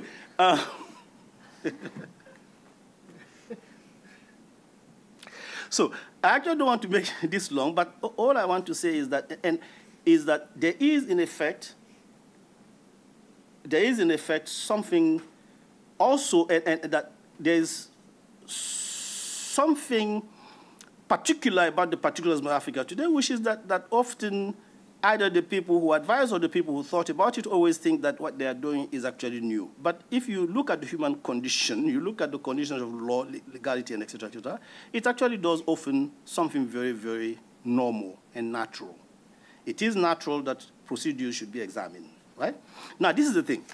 People, in condemning what Africa is doing, they think of it as not being rule of law, that there's something about what Africans do that goes against rule of law. Now, I just wanted to say about the rule of law thing. That's the one that really bothers me a lot. Because most of our institutions about the rule of law, I take conflict of interest. The UN Charter had a conflict of interest disposition, which is to say that it recognized that 5 countries were given high power in the world to adjudicate, but they also happen to be often involved in conflict. So the Latin Americans who were there during this charter writing and et cetera, decided they should have a conflict of interest clause, which is to say, and the way it worked is very simple. If a matter were a question of substance, no Security Council member should be excluded because the substance of the law is something to be discussed among all of us. And when I say all of us, by the way, international community also includes Africa, but we often forget that part too, right? That it has to be discussed by all of us. The one where a conflicted member could not participate, the one instance where a conflicted member could not participate was on an issue of procedure, which means that if they're involved in a conflict and procedure was being discussed, they were going to abstain by force. That is until we have the Corfu Channel dispute, and the very clever UK ambassador, very, very clever man, right, decided that he could not abstain from discussing the procedure of adjudicating the Corfu Channel dispute. And the way he managed it was to say that the question as to whether a matter was of a procedure or substance was itself a substantial question. That is how we got the double veto. And people go around telling that Africans are the ones who undermine the rule of law. It is the liberal states themselves that have been undermining the rule of law, and I can give you a gazillion list on that. Because they don't believe in the rule of law when it pertains to them. And in a way, it's a natural reflex that anybody who's facing the law has to actually want to evade it, and that's a natural thing. But to imagine that Africans are particular in that way is also absurd. And in fact, today, look, even the idea that the US has been trying to bribe African countries since the ICC Charter was signed, right? So that individual US soldiers are not tried. This reflex to want to evade international justice is not only universal, but the only countries that can do it plausibly are Western powers most of the time. Now augmented by Russia and China, right? Nothing applies to them. And so I want to conclude on that note. I'm sure that I'll have a lot of questions, but there's not such a thing as Justice Cascade. That is actually illusionary and conjectural. But the reflex, the pushback, has to be understood in a much more universal context of a natural reaction to both international procedure and the substance of international law. That is something we all make up. Africans are not over there, international community over there. When we do it, we actually sometimes do it in the spirit of how international law itself is made. And that universal character, we cannot take it away from Africans. It is particular gesture, of course, but it has a universal quality. It is natural and almost to be expected that if you are at the receiving end of the law, that you see why you seem to be singled out. That particularism of singularity has a noxious racist character. And we have to react to it. I stop there. Thank you very much. And now we will hear from Professor Kendall. Thank you very much. I'll try to be somewhat brief. I wanted to thank Associate Dean Fiona Robinson for hosting us, and Andrea, who I keep seeing in the window, but I think she's now not here at the moment. But particularly, I want to thank Professor Kamari Clarke, whose work has been inspiring me for years, and we've been in quite a long dialogue, and it's just quite an honor to be here for you today and see you receiving this award. And just one note that in being here, I'm also withholding my labor from my employer, the University of Kent, and wanted to express my solidarity with colleagues who are striking across the United Kingdom. The strike is undeniably pressing there and appears to be not well known here, which raises the question for me, thinking about this topic, of how it is that political constituencies are tied to proximity. Is there such a thing as a transnational political solidarity in higher education absent a concrete political constituency? If not in higher education, which is a specialized elite sector of pedagogical and economic production, how could there be transnational political constituency in prosecuting international crimes? What would or does this look like in relation to grassroots and elite forms, northern and southern participation, and different conceptions of justice and accountability? In an international criminal court discourse that expresses strong divides between The Hague on the one hand, the site of judicial production, and what's called the field by the actors within it, the spaces of intervention and dissemination and uptake, how can a kind of political solidarity exist across these different registers? So these are the kinds of questions I want to dwell on today. So Kumari Clark raises the problem of political constituencies when she spoke of the role of histories of inequality and structures of violence on the African continent, and how some perceive of the rule of law moment as offering little space for considering longer histories of inequality. This is one of the a key argument that she makes in her text. Her empirical work offers a counter-narrative to the Justice Cascade by focusing on forms of refusal and ways in which justice interventions and processes have been recast on the African continent. So in my comments, I want to pick up from Clarke's critique, I'll call you Professor Clarke, in order to consider first what is presumed by the metaphor of the Justice Cascade. We heard a little bit about this before, this idea of being on high and crashing down. I want to take a bit of time to trouble this a bit more and think about what it is that this metaphor reveals and conceals. Second, I'll make a few points about the political economy of international criminal justice, in part taking up your invitation to rethink the social and economic and political structures that inform this field, and also how this contributes to unsettling the path of the Justice Cascade. And finally, I'll try to put in this Justice Cascade claim in dialogue with some of Professor Clarke's arguments from this paper and her broader work on the ICC in Africa. So first, the Justice Cascade. The term cascade is of Latin origins, meaning to fall, as we just heard, a metaphor that suggests a dynamic fluid flow in a landscape.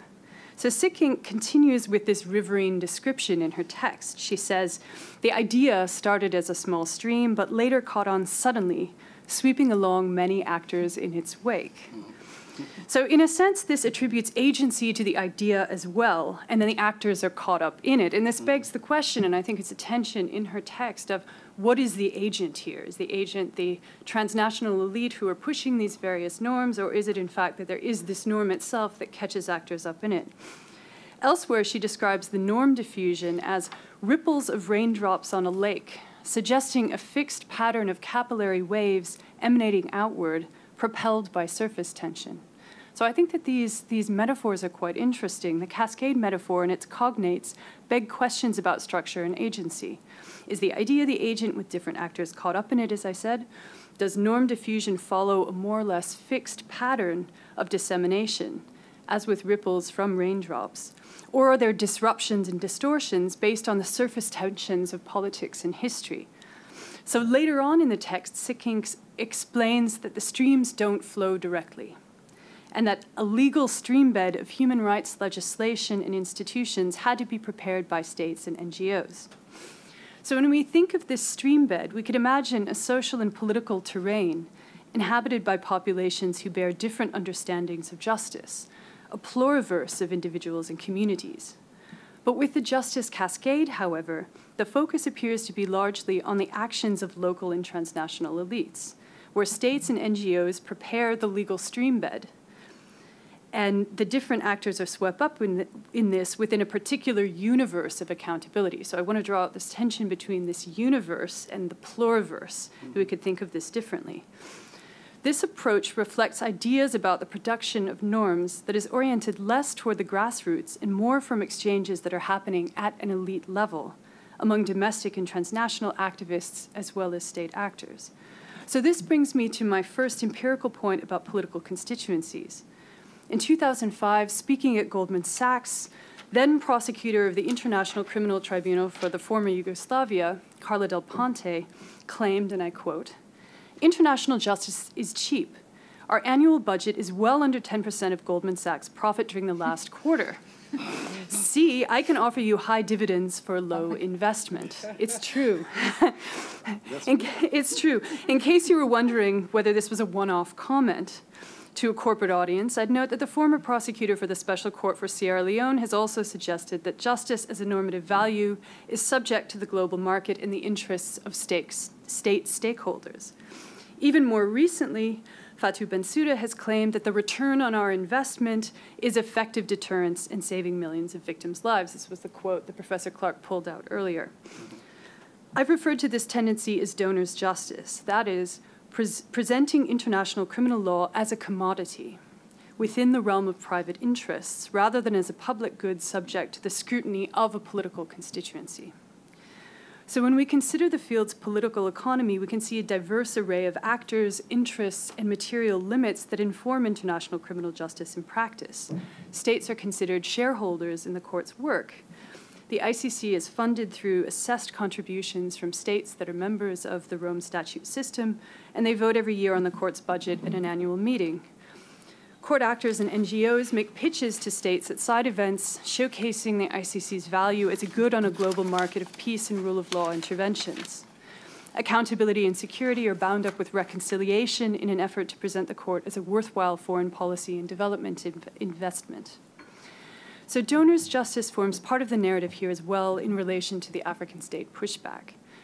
This broader political economy of donor states and external NGOs, the transnational elites preparing the legal streambed for the Justice Cascade, also provides the basis for criticism by Kenya and other African states, that this is a product of external interests, a sign of international meddling, and by extension, an unwelcome neo-colonial intrusion. Through intervening in complex conflicts and post-conflict political settings, international criminal courts and tribunals become political agents themselves. They form alliances with some actors, often states whose support they rely upon, and designate others as alleged criminals, producing domestic political effects.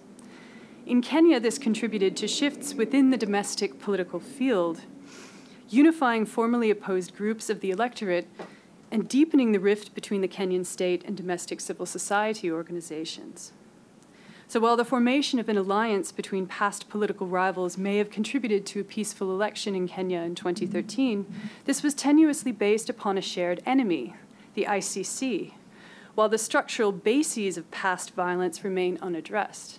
So in a sense, these are two communities brought together through a shared sense that they were enemies of the International Criminal Court, but in terms of substantial reconciliation, that hasn't really happened. In addition to providing a much welcomed venue for pursuing accountability through legal forms, the ICC's intervention also resulted in security threats to ICC witnesses, conflict-affected communities, and civil society organizations who supported the court's work. So at a hearing of a case brought before the Kenyan High Court challenging the eligibility of Kenyatta and Ruto to run for office based on ethics and integrity provisions of the Constitution, they're now President and Deputy President of Kenya, Kenyatta's legal representative argued that these cases were backed by Northern donors, and I quote, "All the petitions have been filed by individuals and organizations that are interrelated and whose source of funding is primarily the Open Society of America and whose objective is to disrupt our democratic processes and whose objective is aimed at whipping the sentiments of the people of Kenya against a candidate or candidates." So the claim is basically this is a site of international meddling, and in fact this was a narrative mobilized by the Kenyan state in order to bring civil society organizations into disrepute. The phrase evil society was also introduced into the Kenyan political vocabulary, supplementing the criticism of civil society actors as foreign proxies with a moral condemnation of their work. In pre- and post-2013 election political discourse in Kenya, the sovereignty of the state was presented as being under threat from external forces and their presumed conduits at a domestic level. So in the Kenyan situation, the ICC intervention became deeply entangled with the domestic electoral process. This could be described as the dark side of the Justice Cascade, its unintended consequences and distortions, suggesting that this legal streambed was not the only necessary conduit for preparing the political terrain. In a way, this proves Sikking's own point about coercive power. So in her conclusion, she goes through different understandings of power and says that prosecutions typically happen when state power is diminished. And this would explain some of the criticisms that the ICC is incapable of going over Western strong state actors. And this was not the case in relation to the Kenyan politicians on trial. The state power was not diminished in that setting. The drop charges and suspended trials have left their mark on Kenyan civil society, as many activists have needed to change focus away from international and domestic accountability projects. So, for example, in a recent trip to Nairobi, I re-met a young activist that I had interviewed early on in my work, and I think this is quite telling. Her new position is with the Kenyan state. So the political economy of international criminal justice is complex, driven as much by available resources as it is by ideology. In the case of the African Court, northern donor states and philanthropic foundations have expressed resistance to the head of state immunity provisions. raising questions about the economic viability of the court if it were to operate without any foreign development and rule of law assistance. And so in a sense, some Western states and philanthropic organizations were trading on this idea that they would be able to influence what the contents of the Malabo Protocol were, and that they would withhold their backing of it in the event that it didn't comply with their particular vision of justice. Part of this narrative, therefore, also concerns state capture and clientelism. Speaking at a side event on complementarity at the 2013 annual meeting of this, the group of states that get together every year to discuss the budget, the accountability proponent David Sheffer described the multiple phases of Cambodian state encouragement of and resistance to the work of the extraordinary chambers for the courts of Cambodia. Some of you might be aware of this chamber that was set up with partial UN support, and that it was marked by periods of obstruction and acquiescence. And so the relationship with the Cambodian state changed over time. He remarked that, and I quote, "If you aren't willing to pay those salaries, you won't have international justice." So perhaps a rather harsh, realist and deeply economically grounded claim about the conditions of possibility of this field. International judicial interventions, to use Sheffer's own descriptor, bring with them resources, P5 and diplomatic level UN positions for some prosecutors, and attendant struggles over who will fill them, whether nationals or foreign staff. And I give that example just to show that this sense of the resources of international criminal justice are not restricted just to the ICC and the African court, but also are the case with the various hybrid tribunals that have cropped up through about the last 10, 20 years. So this raises another point about constituencies. We often hear of conflict-affected populations and recalcitrant states, but what of the pro-accountability proponents? These architects of the legal streambed are a resource transnational elite with interests in continuing the development of international criminal law. Here, the series of moves that Sikink undertakes in her own text seem to mirror the values of this interested community, circumscribing what can appear from out of what Kamari Clarke has called a broader justice cosmology. So the moves are as follows, and the text undertakes them in a very deliberate way. First, while acknowledging that there are other forms, to define justice as accountability. So that's the first move, is to restrict what appears within the justice cosmology. Second, to focus on particular instances of criminal accountability and to extrapolate from them about the possibilities for peace and democracy after criminal trials in other contexts. And so to say, because this worked in this context, it's a kind of possible model that can work elsewhere. Third, the claim that critics of trials base their arguments on counterfactuals. So this is a criticism that also applies to the previous claim about utility. It can go either way, but then the way Sikink resolves this in her text is to say that when in doubt, the balance should tip for assuming that trials should be carried out. So in this sense, as with proponents of international criminal justice, the Justice Cascade thesis appears to take the consequences of judicial interventions as a social good based on good intentions. Similarly, the views of victims are taken to support accountability, which is a theoretical rather than an empirically grounded starting point. And she has a rather long quote about, for the purposes of simplicity, we can claim that the victims of human rights violations prefer accountability, and that they have ideational rather than material preferences. So namely that they would rather have justice in this particular understanding than have some sort of material provision of assistance. Since the time that the book was written, there's been more empirical work that shows how complex what victims want actually is. There are widely divergent views depending on many different factors, not least of which concerns how justice is defined. Some identified victims prefer more proximate forms of retributive justice that are enacted against known perpetrators rather than distant justice carried out against powerful state actors, which the Justice Cascade appears to privilege. Others are concerned with survival, and humanitarian support may be prioritized over criminal accountability. As Clarke's work elsewhere has shown, the figure of the victim features prominently in this justice cosmology, and one of the risks is that the legal encapsulation performed through retributive justice reduces this complex figure of the victim to a passive recipient of justice that's performed elsewhere by others and on their behalf. So to Sikink's Justice Cascade, Clarke offers legal encapsulation as a critical diagnosis. So legal encapsulation is a critique of closure and restricted temporalities. What she elsewhere calls the urgency of the now. So the idea that we must focus on the present, and there's a way in which there is no prehistory to the crimes that are happening in the contemporary moment. Extracting moments of violence from out of a broader history and enclosing them in legal processes. Through legal encapsulation as a diagnostic, we can see how the Justice Cascade appears deterministic, a process inexorably unfolding as if through an end-of-history Western liberal frame. Yet I'd like to end with a quote, because we promised we'd say something that might be provocative. And the quote is, "Political realities are not permanent or inevitable, but are constantly being reaffirmed or constructed through political discourse and activity." So whose words are these? They're Sicking's, but perhaps they offer a bridge back over to Clarke's work, and the contrast that I've set up may not be as rigid as it seems. Now, already at the end of your presentation, in a way, you preempted this critique, so I might be just reiterating something that's already been addressed.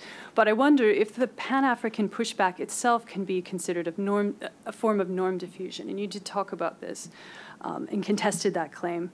If many of the justice innovations that are emerging from the Global South, as Sicking claims, if many of these innovations come from the Global South, why not the Malabo Protocol as a kind of counter-justice cascade?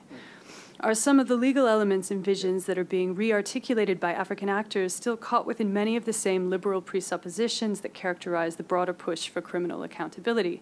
Or are we seeing the extension of these norms to new sites, such as corporations, and new crimes, such as toxic dumping and mercenarism, that may lead to further legal encapsulation? Thank you, and I look forward to our discussions. Thank you. And now we'll hear from Professor Vivo. Okay, thank you, everybody. Is this on? I want to thank Professor Kamari Clarke for her brilliant presentation, which was extremely thought-provoking and just really nurturing and fascinating. And to thank the other panelists for their commentaries, which I learned a lot from and also thought were so insightful. To thank Fiona Robinson and Andrea Eichenberger, I think, for her support as well. So I guess I want to start with this kind of idea. I think when we're thinking about, we have an idea of the Justice Cascade and then the Justice Pushback, and I think in a sense we can think about the idea of the Justice Cascade and this conversation and think in some ways there's this question that comes to your mind, are we looking at the same world? You know, it's almost, are we when you can read the Justice Cascade and think about the time that it came out, and it's an interesting thing to think about the timing of this book. So this idea, when we have, on display two visions of liberal institutionalism, but even at the time justice, you could say, okay, things have changed since it came out, but if we even think back to the time it came out, we can think about these two kind of radically incongruent ways of thinking about what is happening here. We have the Justice Cascade being conceptualized as not just by Catherine Sicking, but by a lot of people in the human rights movement, you could say, as unprecedented legal accountability for abuse, the message being put forward more vigorously that no one should be above the law. And then as Catherine Sicking puts it, she writes that it's a decentralized system whereby it's really not about the ICC, but about domestic jurisdictions instituting this kind of accountability with just a little support from the ICC. And sort of like the ICC is part of the engine, but it's not really how it's happening. And then she also writes that the impact has been salutary, not defined in relation to what she writes as like perfect justice, but that measured as she prefers to measure it against sort of improvements in human rights and democracy.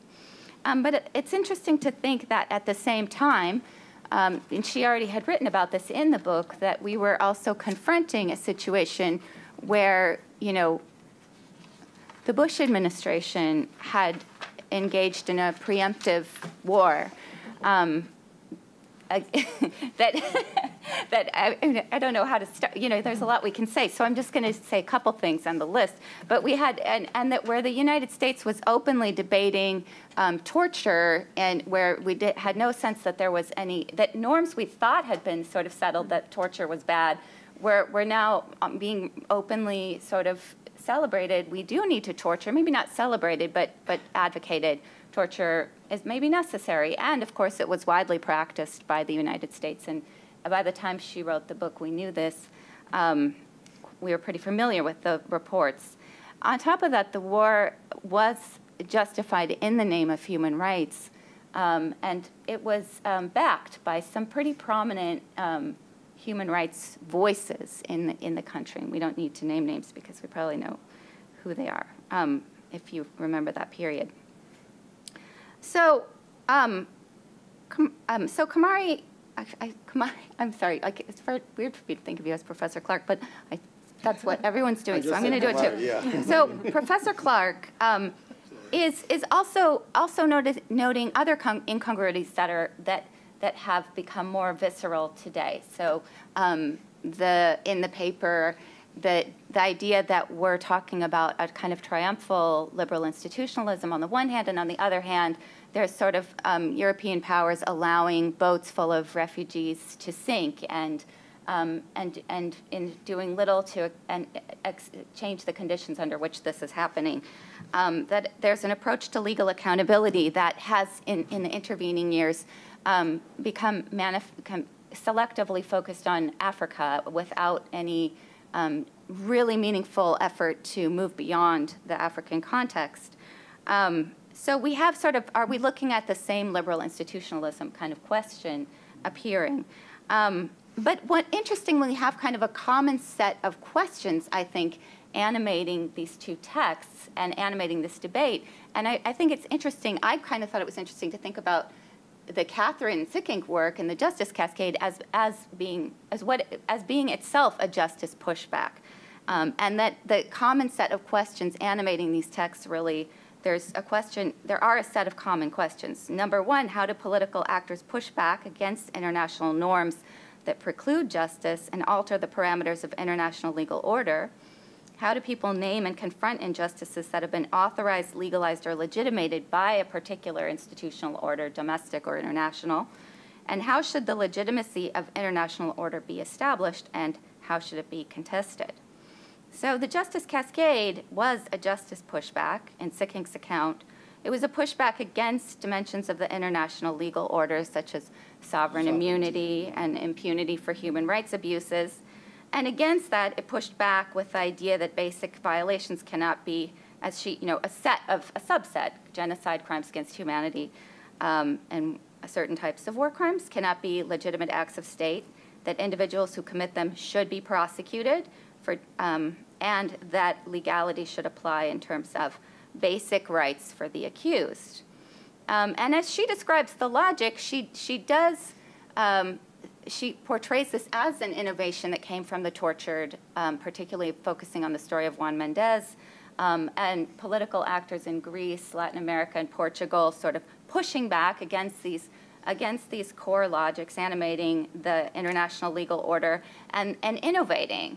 And so she describes a period of political agency, and I like the way that you kind of looked at those tensions, a period of political agency leading to a kind of tipping point, and that's sort of what I was thinking about as being interesting, and one thing that's interesting about the Cascade, a tipping point after which point it's more like the river. So she says that initially it's not like a river, it's like there are people who are agents, and then after the tipping point, it disseminates sort of more, and then logics like diffusion and cascade are more, but you know, so she says, and then it cascades to the rest of the world, presumably she means Africa, if we think about it in contemporary context, right? So, but there's an agency in the beginning, but not in the end. So the result of this cascade for Catherine Sickink was this decentralized, as she puts it, interactive system for violations of physical integrity rights with a fragmented enforcement that she takes to be primarily undertaken by domestic courts. That it should not, she argues that it should not be criticized on the grounds that it's limited, because all efforts to institutionalize justice are limited, This one isn't perfect, but it's better than nothing. And it's not making things worse. So a big part of the book is to show that it's not making things worse, and that instead of complaining that it's selective, our better response would be to make it better, strengthening enforcement in particular and expanding it to encompass more powerful actors. So that would be sort of on the agenda, right? And then instead of complaining that it doesn't address other forms of injustice, Catherine Sickink has said, well, why not? Why should it address all forms of injustice? This is just this type of injustice, and other people can pursue other types of injustice through other mechanisms. So it doesn't have to do everything, right? So that's sort of been her response to this type of critique as I read it. So I'm just going to say, I'm going to focus on 3 ways that I take Kumari Clarke's analysis to challenge this logic in ways that are not just relevant for thinking about the Justice Cascade, but more generally, I think, relevant for thinking about international legal order and legal order more generally. First, she challenges assumptions regarding the relationship between legal accountability and power. And second, she's challenging assumptions about the relationship between law and politics.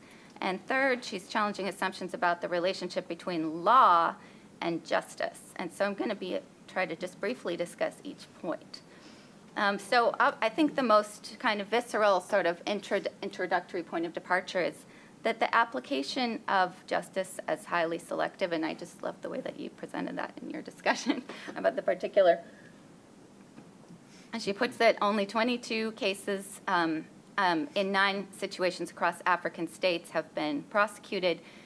Strikingly, you know, in the United States, it's not even a conversation I would say we're having, and I think some about the role of our own country in torture.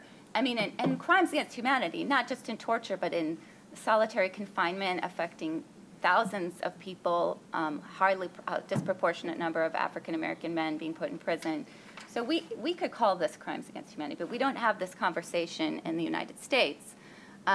When we did have a full front page story in the New York Times about torture, it was about the psychologists who were, you know, whether they were implicated in, you know, how they were implicated in torture. And it was sort of it was a weird moment of dissonance because there was never a real conversation about the people at the top and how they might be held accountable. So there's a highly selective application of accountability that's prevailing. What Kumari Clarke writes about is how sentimental legalism is bound up in this selectivity and in some sense masks it powerfully. As she puts it, a liberalist legal discourse that equates justice with law and evokes a mission of protecting victims against powerful perpetrators. So I think what's interesting, one of the interesting, powerful aspects of the critique is to kind of ask, it sort of helps us understand how emotions are bound up in the way in which how people see this selectivity, how people see it as a small thing or a large thing. She links it, that she writes that it produces a sympathizing strategy that neatly collapses the protection of victims with the rejection of impunity for specific types of perpetrators. And here we can think about sentiment in terms of, and Catherine Sickink describes this logic as having a powerful magnetism that she can't quite explain. I feel, and I might be wrong about this, but I feel like Professor Clarke is suggesting that part of that magnetism is that it helps people sort of set aside their own qualms about the selective enforcement and also to set aside their own probably scrutiny of their own responsibilities of the powerful states that aren't really getting discussed. So Kumari Clarke asked this question. You might ask, well, what's wrong with sentimental legalism? Like Catherine Sickink might say, well, it's better than nothing, right? And and I think that, as I understand it, the answer that Professor Clarke is giving us, one big answer is that it's one of the things that's wrong with it is it facilitates an erasure of politics. As she puts it, it's been associated with a, quote, celebratory story of rule of law as operating through objectivity and predictability. And it serves, and I thought this was a very interesting line, serves to fill vacant spaces with icons that inspire empty social action without any material gain, specifically, you write specifically for Africans, but you could say in elsewhere as well, that's also the case. we could unpack these forms of erasure further, disentangle different types of erasure that she's addressing here. There's a celebration of Western liberalism that is an erasure of colonial violence and liberal violence.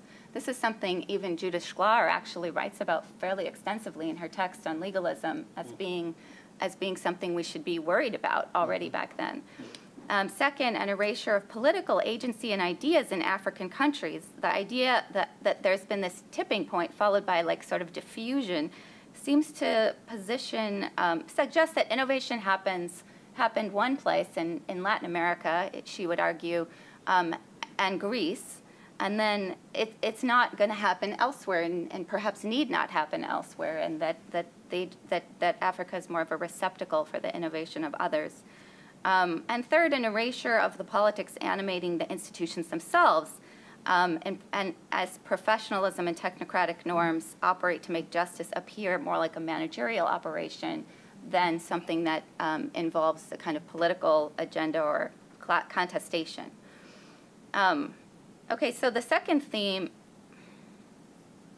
I put number 3. Second theme, we can think about, no, I already did the second theme, sorry. The third theme being law and justice, so I did law and, okay, so sorry about that. And I think this is where there's a lot of really rich insight here that I'm only going to be able to comment on a little bit about it. We could ask, I think that Kumari Clark is asking, is this really about justice? Is the Justice Cascade really about justice in any meaningful way? In what sense? And I think she challenges the justice of the Justice Cascade in several different ways.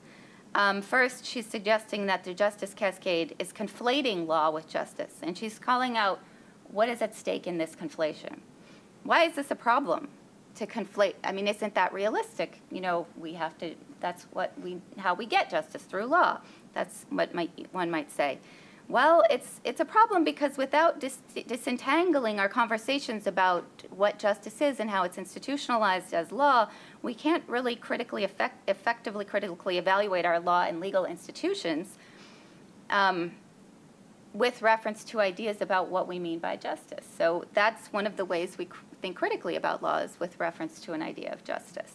So we have to separate those conversations in order to be able to do that. But this is important on a day-to-day basis when we're talking about crime as deviance. But we're not actually talking about crime as deviance. Even when we're talking about the core violations that are at the center of this book, you know, crimes against humanity, genocide, war crimes, these are authorized crimes. They're often legalized crimes. They're institutionalized crimes. Yeah. They are not crimes as deviance. They're crimes of obedience and authorization. And so it is even more critical, even within in that narrow framework of these crimes, to be asking ourselves, how do these issues implicate law itself, and what does that mean for the way we can't simply apply the same law when those laws have been invoked to rationalize particular abuses that we're trying to investigate and confront. A second problem, I think, a second way in which Kumari Clark's work raises questions about the justice of the Justice Cascade is with respect to what she refers to as the sort of failure to look at root causes of abuses. And then I think this comes up in two different ways, equally potent in her work, equally important. One is that because these are authorized crimes, focusing on the crimes that are currently being investigated by the ICC and the center of the Justice Cascade, they are systematic, they're politically authorized, so they have root causes. And the idea that we're going to get at them through the same mechanisms that we use to address crime as deviance is problematic even on its own terms. And so we need to look at the root causes of any forms of injustice that are systemic in nature, because that's the nature of the crimes that we're addressing. And I would add to this just, and this would be a question maybe, but it seems to me that something that didn't come up that I would think is relevant to this is that that Justice Cascade is not relying on human rights law. it's relying on the laws of war primarily that have been, you could say, modestly influenced by some some human rights. You know, so crimes against humanity, there are lots of human rights provisions now that have influenced that. But there's a lot of human rights that doesn't make it into the laws of war. And the core evaluative approach to the laws of war is very different to military hierarchy and military authority in a way that human rights, the corpus of human rights law is trying to challenge. And so, that the reliance on the laws of war also forces a decontextualized analysis of history. And that was on stark display in the South African Truth Commission, for example, when they displaced a sort of human rights analysis of apartheid with an analysis of war crimes committed by either side in the struggle against apartheid. And so I think that that's an interesting, another factor obfuscating root causes, not just individual criminal accountability, but the particular body of law that's at the center of these institutions.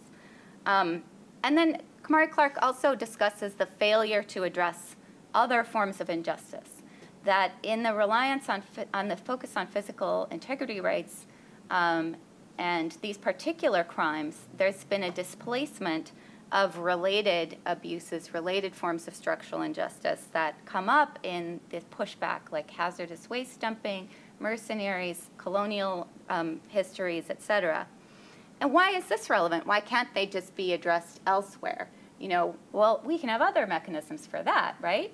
Well, it's relevant, I think, as Professor Clarke points out, because it does position these as of lesser importance. There is a definite move to say, this is what really is important. These other things like, you know, so many people dying of preventable disease and the destruction of the environment and like the threatening of the entire planet with, you know, well, who can really worry about that when we have genocide to worry about, you know? And so it becomes a kind of dodge as well. And that threatens the sort of very planet, right? And then fourth, that Professor Clarke challenges the justice of the Justice Cascade with attention to the failure to engage alternative approaches to alternative ideas of justice and practices of justice, which really calling into question the legitimacy of the international legal order that's that is failing to consider the ideas that are coming out of African countries, African political formations, and sort of dismissing those ideas as just a kind of evasion of accountability without taking stock of what they mean. And so I just want to conclude with by kind of thinking about, I think when I read both texts, in a sense, made me go back to the sort of, and I think Catherine's particularly explicitly engaging in this, where she's sort of confronting the realist voice, and she's really trying to position herself in engagement with the realist. And it makes me, you know, so it made me think about the core, like sort of like the classic sort of Thrasymachus line, justice is in the interest of the stronger, or in the Peloponnesian War, in the Malian dialogue, when the Athenians say, you know, justice depends on the power to compel, the strong do what they have the power to do, and the weak suffer what they must, right? Something like that. And so, you know, I think that the Justice Cascade is also about a pushback, asking what does it mean to push back against this voice, and that Catherine Sickink's response, and that the response of also, I would say, a lot of legalism in the human rights movement has been to say, well, to push back against that voice means enforcement. It means saying no one is above the law, and it means individual criminal guilt, and it means to give teeth to the law. It seems to me that the other way, and the other response is to say that anyone who disagrees with this particular formation is kind of tagged as being, you know, just saying justice is in the interests of the stronger. And that Kumari Clarke's response to this is kind of, in a sense, it's not. It's precisely the opposite of that. She's not saying justice is in the interest of the stronger. She's saying she's pushing back against that as well by saying that what's happened with the Justice Cascade is just another version of that voice, accepting that justice is in the interest of the stronger, and capitulating to that logic. And that Professor Clarke is asking, what would it mean to not capitulate to that logic, to not accept that selectivity and the exemption of some from the order, and that she's responding by talking about a different basis of legitimacy that is expressed through consent and a discussion of what that would mean, that is inaugurated with a withdrawal of consent, a refusal of consent. And that's kind of a liberal idea in a sense, that sort of idea of consent, but that in the way that it's positioned here, it's sort of positioned as a liberal idea that can't be realized from within the parameters of liberal institutionalism, but one that can only be fully explored with attention to the internal contradictions of liberal legalism. It can't be realized through enforcement or compliance, but through investigating the ways in which legal orders are implicated in violence and with the legitimation and denial of violence. And it can't be explored without disentangling our ideas of legal order from ideas about justice. And so I think I just wanted to close with my own question, just for Professor Clarke, because I think that as you're that where you're ending up and kind of thinking about this pushback, it raised the question for me is, does this pushback, as you describe it, with different ideas of different types of crimes, different ways of thinking about justice that encompass structural injustice, does it need to go beyond legal liabilities? Is it demarcating the limitations of law as a basis for justice? Is it is there a move here, or is there, in part of the analysis, part of the critique? And I would say you're building both a critique and a constructive kind of discussion of justice here. Is there also a kind of move to demand political responsibility as a dimension of our responses to structural injustice, refusal, reparations when we think about toxic dumping, cleanup? That makes me also think about things like the precautionary principle as being part of our justice approaches to justice. When we think about the whole literature on environmental justice, that's a big part of it. Restoring basic civil and political rights to the equation that have been kind of fallen out in our focus on the laws of war, to dissent, to participation, to reject political exclusion, and as well as the indivisibility of civil and political and economic rights as part of our sort of earlier understandings of the UDHR and what international rights actually should entail. And so I'll stop there.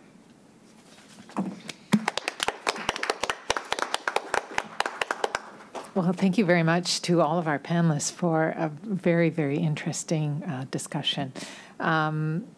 Professor Clarke, I wondered if you would care to respond before I open the floor, just briefly. I know there are probably people who have questions, and we'd like to engage in a wider discussion, but no pressure. But did you want to say a few words in response, or shall we open the floor? It's your call. Yeah. Thank you. Yes, I'll just select a couple of things that have jumped out, and we'll keep it. I'll watch the time to make sure that we have enough time to engage with questions. And then I'll definitely make it, and maybe it's more punctuating some of the points and clarify, perhaps making clear where I disagree or or where there's further room for engagement, and my colleagues can certainly come back after the questions to take up some of those things. So maybe I'll pull out probably four points. The first I'll return to Siba's critique of the pushback and his recognition that the metaphor doesn't work for him and why it doesn't work. And I think that Bronwyn also, there are resemblances of that in her own conceptualization toward the end of her discussion about ultimately and substantively what is the pushback providing for us, and are there ways, is it just a replication of a form of legal justice? Actually, is the African court a further articulation of that, or are there more substantive ways to think about accountability, in fact, political accountability that Bronwyn raises? For Siba, the problem presumes, the problem is fundamentally about particularism, and it presumes the framing of the pushback as having an inability to, in a way, I think part of the problematic for Professor Grovogi is that the pushback is too small, because in fact the piece that I've presented perhaps suggests to him that it's only Africans who are engaging in this practice, which isn't actually the case. And I think that Bronwyn makes that clear in talking about the mobilization and development of anti-impunity formation, as, you know, many would say it was part of a liberatory just say no. It was part of a domain of refusal that had in a particular moment that produced particular things, discourses, technocratic knowledge, mobilization of the law, etc. And so Siba's provocation is really a question about the extent to which an African pushback actually gives us the analytic capacity to think about the nature of power. And the problem, of course, is the de facto power that exists, that the U.S. might, or France may exercise, etc., that there's an erasure there, that for Professor Grovogi, this is about power, and that anyone in this context, states, non-states, etc., actors, would function in the same way, and that we've seen this historically. This is part of the human condition, as it were. I mean, maybe that's where you want us to go there, and that particularity is important, and there's nothing particular about an African pushback. And so to designate it in that context is to presume and perhaps even misread the nature of power, is what I understand from the critique, or that, and maybe the problem isn't the argument that I'm making, but the problem is that the analytic doesn't allow for that, right? So because African pushback. But what I think, how I think I compensate, I mean, in a way, the pushback was just a playful metaphor for responding to the cascade, right? But conceptually, I think it's the work of reattribution is the analytic work that this project does. And reattribution, we all engage in reattribution, and the pro-accountability activists, CICINC's people, the lawyers, the judges, etc., engage in different forms of reattribution. The rise of the concept of individual criminal responsibility was about a form of reattribution, yeah, that emerged as a way to think about culpability different, and was a quite radical intervention in that. And so I think we can continue to discuss this, but it's whether or not the concept is ambitious enough to do the kind of work that's necessary because of the nature of power, which is Siba's critique, and whether or not reattribution, we should return to reattribution and put to rest and dig the grave for the pushback, because it's singular and perhaps suggestively singular and unambitious. So this is something, I think the debate is up for that, and it's an important point, especially in relation to power, and it's something that I want to continue to think about. Sarah, I really like I like the way that Sarah tried to extend CICINC's ripples and the raindrops on a lake. As she was speaking, I continued to think about that, and of course, her question, then what does it reveal and what does it conceal? We clearly see an attempt to think about what I'm doing here by way of the victim as the passive respondent.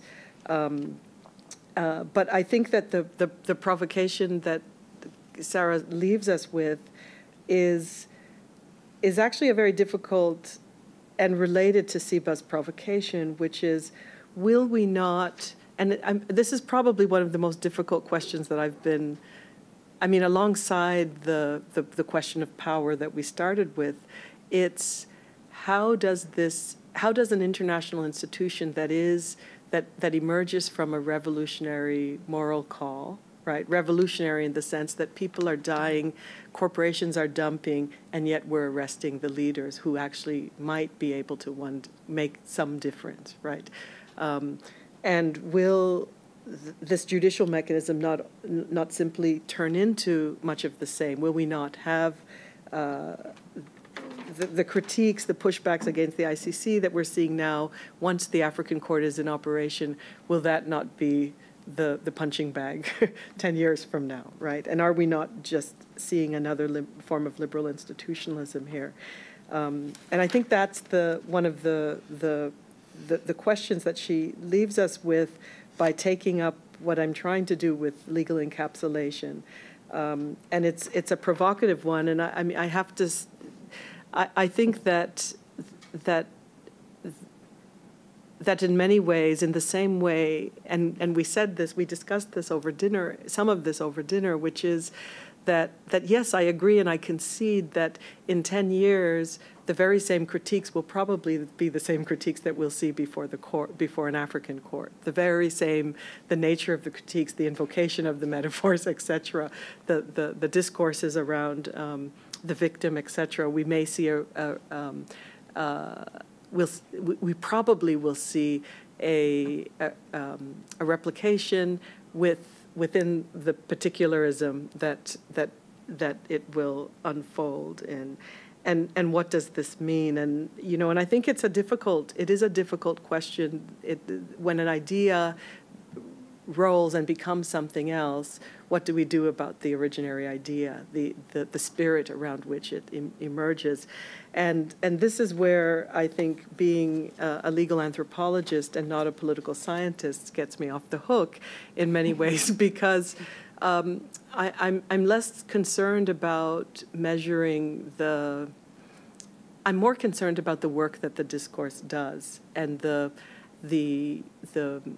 way that, you know, whether it's an invocation of racism or whether it's invocations of the victim are mobilized. How does it work? How does international justice in the contemporary period, in the absence of a police force, in the absence of a sovereign state, gain its power?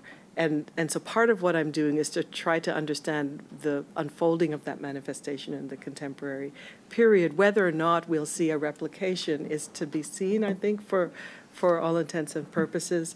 And it's ultimately to map and document what is happening, how it's happening, and to, in some ways, theorize that formation in a particular sense. Then finally, because I see Fiona now changing her posture, yep, etc. So so then finally, thank you, Bronwyn, for your attention to these questions, as well as the returning us to Sinking's spirit, the spirit around which the book was written, and the true aspirations that are about envisioning a different world, and her commitment from the 70s onward over a very long period to collaborate and work with people who saw themselves as agents of change.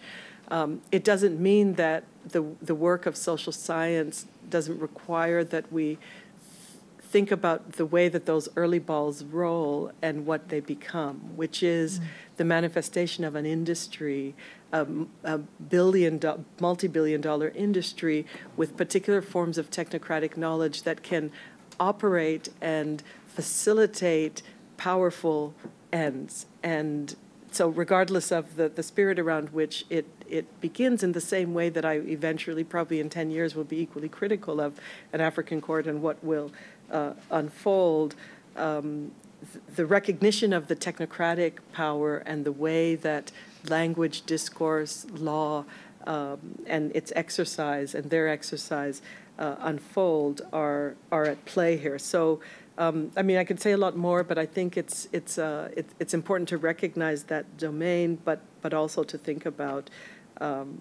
what the law does and what work the discourses do, and in the same way that we might do that with Sikink or in the African context. So why don't I stop there and open it up for others to ask questions, or even my colleagues to respond. Okay, great. Thank you, Kumari. Okay.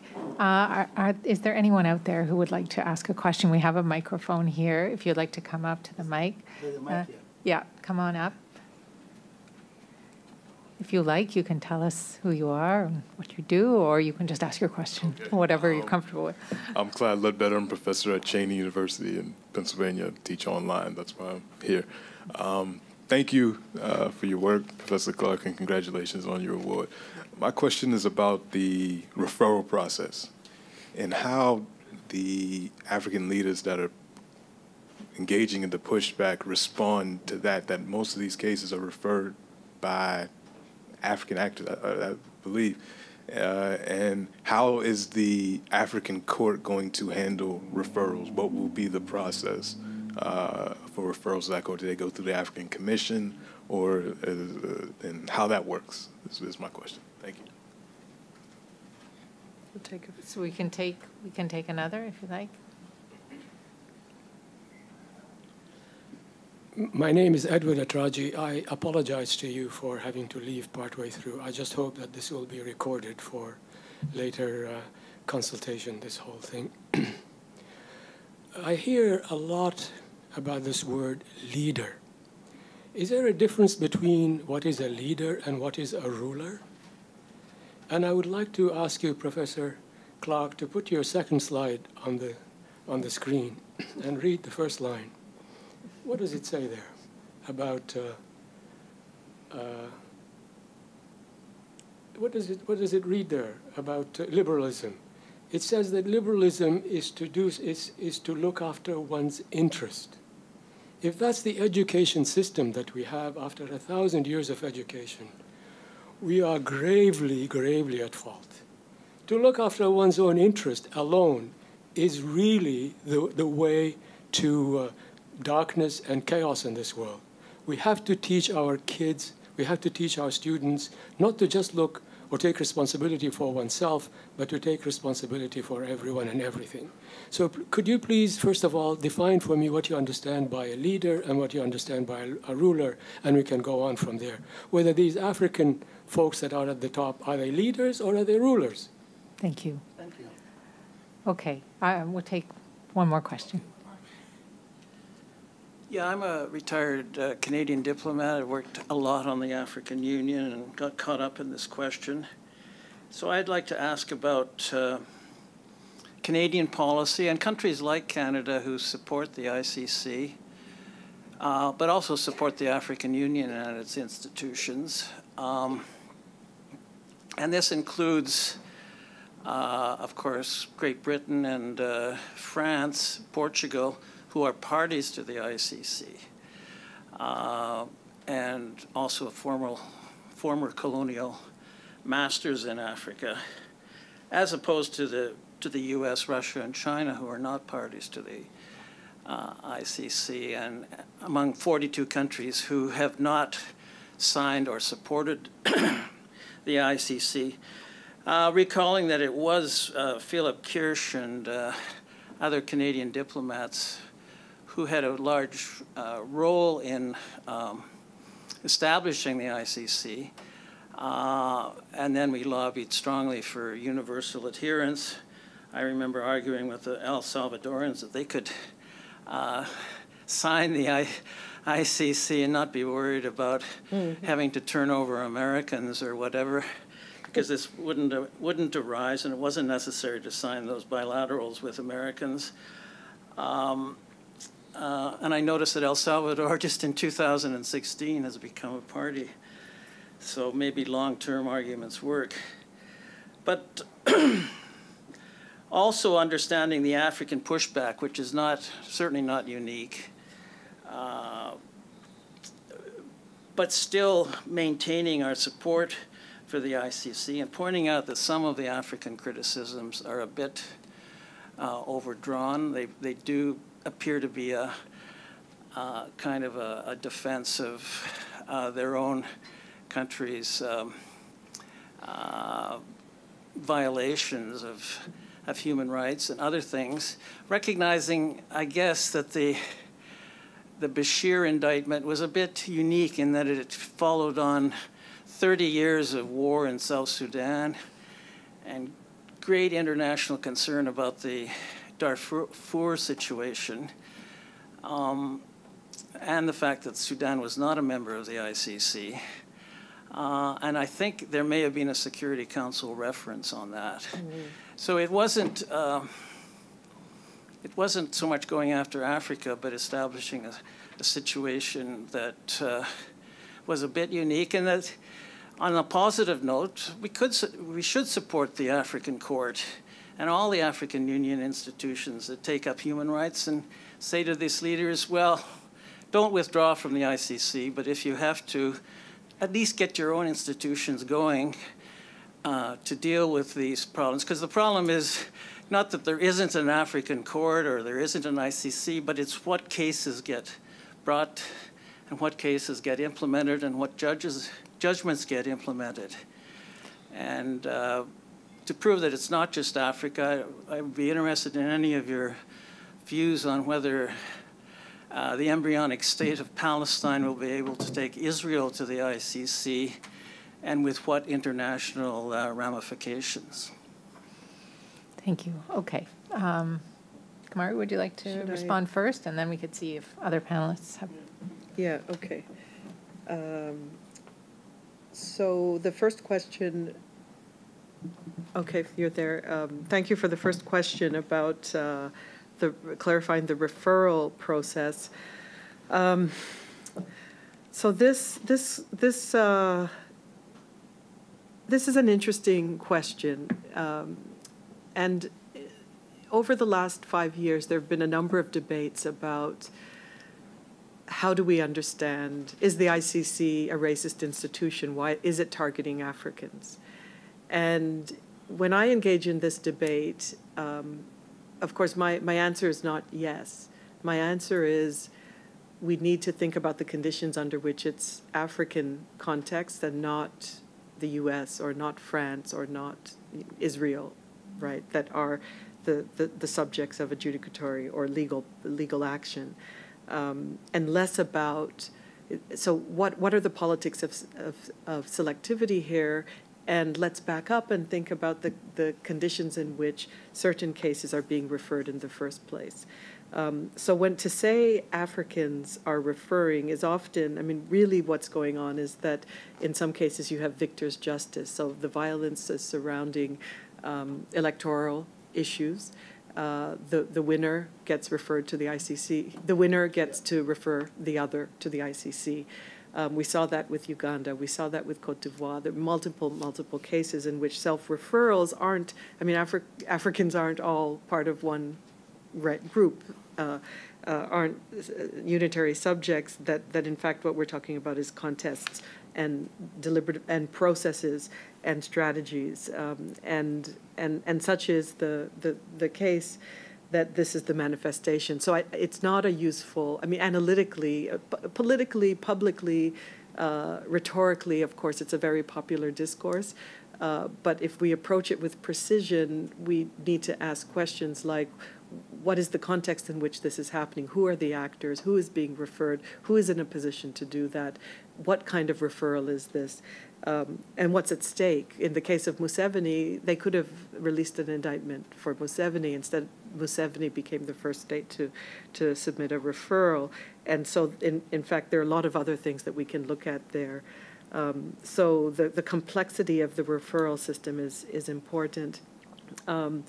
The same, quite similar, to answer your question about what should we expect from the African court once it's in force, is a similar process, although there is no Security Council referral through the back door in the same way that the ICC has a Security Council referral, but you still have the proprio mutuo power of the prosecutor. The peace and security mechanism is quite significant in a different way, but it isn't through an Article 16, the comparable Article 16 referral. And so we still will see, it's likely that we'll still see the same type of referral system. I think the complexity involves thinking differently about what they're trying to do with the situation before it becomes a referral, which is that there's a concept around the transitional justice mechanism and the sequencing of judicial action, so that it's not simply the trigger for action. There's a warning system where the prosecutor has the responsibility of warning particular other actors before judicial an investigation begins, and so it's being structured differently, and it's being structured differently so that the transitional justice mechanism can be considered so that diplomatic action can be used, so that sequencing and political intervention to ensure that more people aren't victimized, and that peace talks can exist, very different from the type of commitments that we've seen from the ICC. And so there's a different architecture at play that requires that we think differently about what they're trying to do and why. And I think that's important, that the insistence that the model has to be saving lives. The model isn't justice at all costs. The model is what kind of diplomatic negotiations can be inserted in order to ensure that more and more villages aren't burned in the process.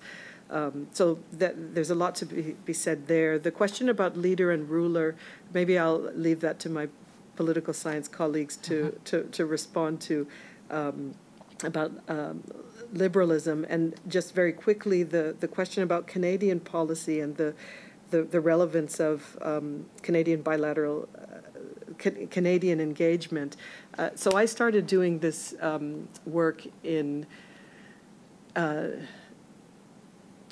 1998, this ethnographic work around international justice. So just, during the period of the Rome signing, and I attended the preparatory commissions and at the UN, and one after the other, and watched many of these negotiations underway, and the profound significance of Canada's role, in fact. And at the time I was living in the US, and watched the way that diplomats were engaged in these bilateral, even the early talk of bilateral agreements with the US. I think it's a good example of Professor Grovogi's point about the nature of power and who stands outside of power, and where the reach for submitting to the jurisdiction of courts or laws might be.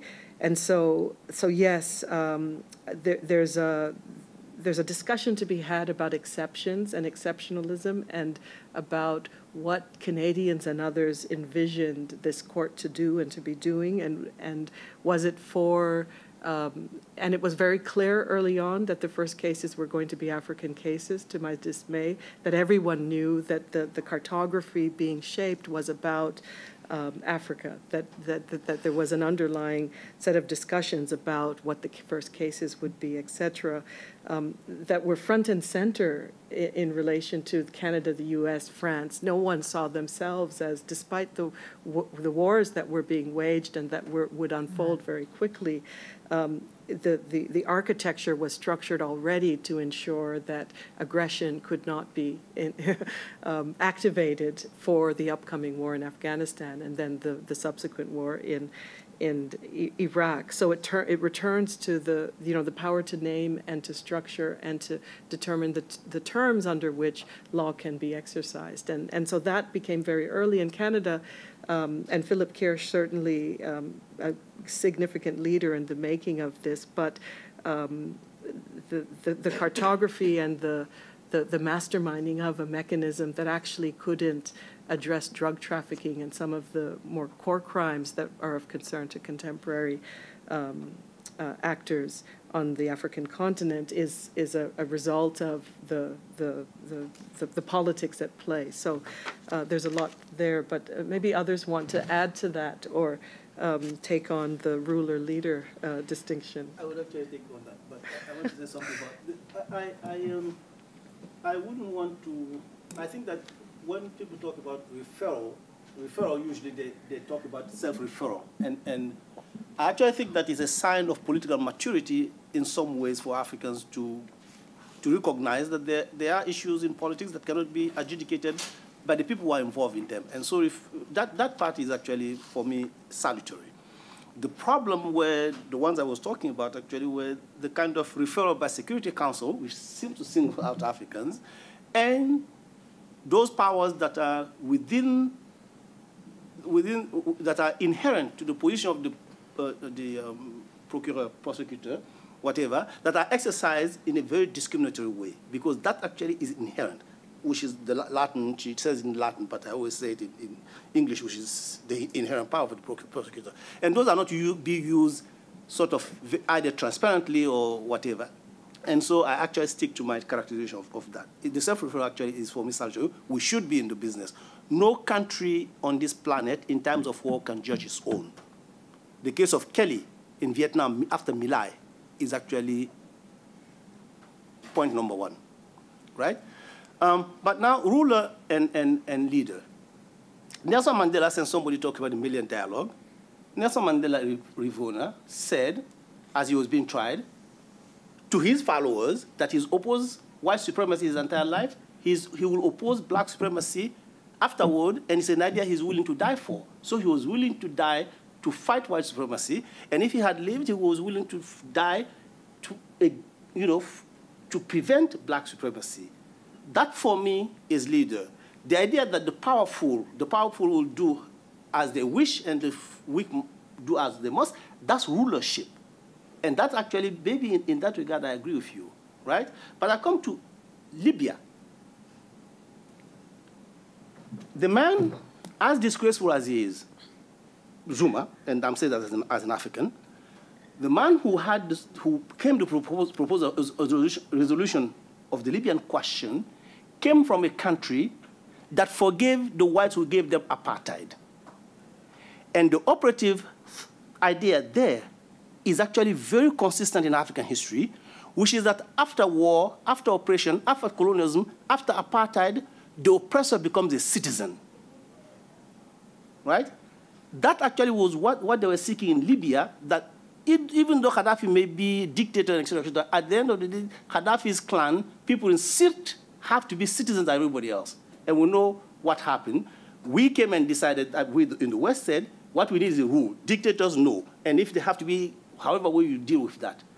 So that actually went against, which is why they couldn't find a single country, 54 countries, they couldn't find one to support them. Because we had actually forgave, Mau Mau included, even with that episode, that after colonialism, after apartheid, after war, everybody becomes citizen. That is ultimately the goal that we want. It's not that the powerful, right, get to mete out, how do you call it, justice as they wish. And I think that actually is an essential point, that there's recognition and that's my fear of legalism, that, you have imprisonment becomes the answer. You smack people, you overthrow regimes, and etc. That, for me, that kind of rule is actually very dangerous, and I agree with you. Now to the Canadian question, I just wanted to say quickly that Pearson, good.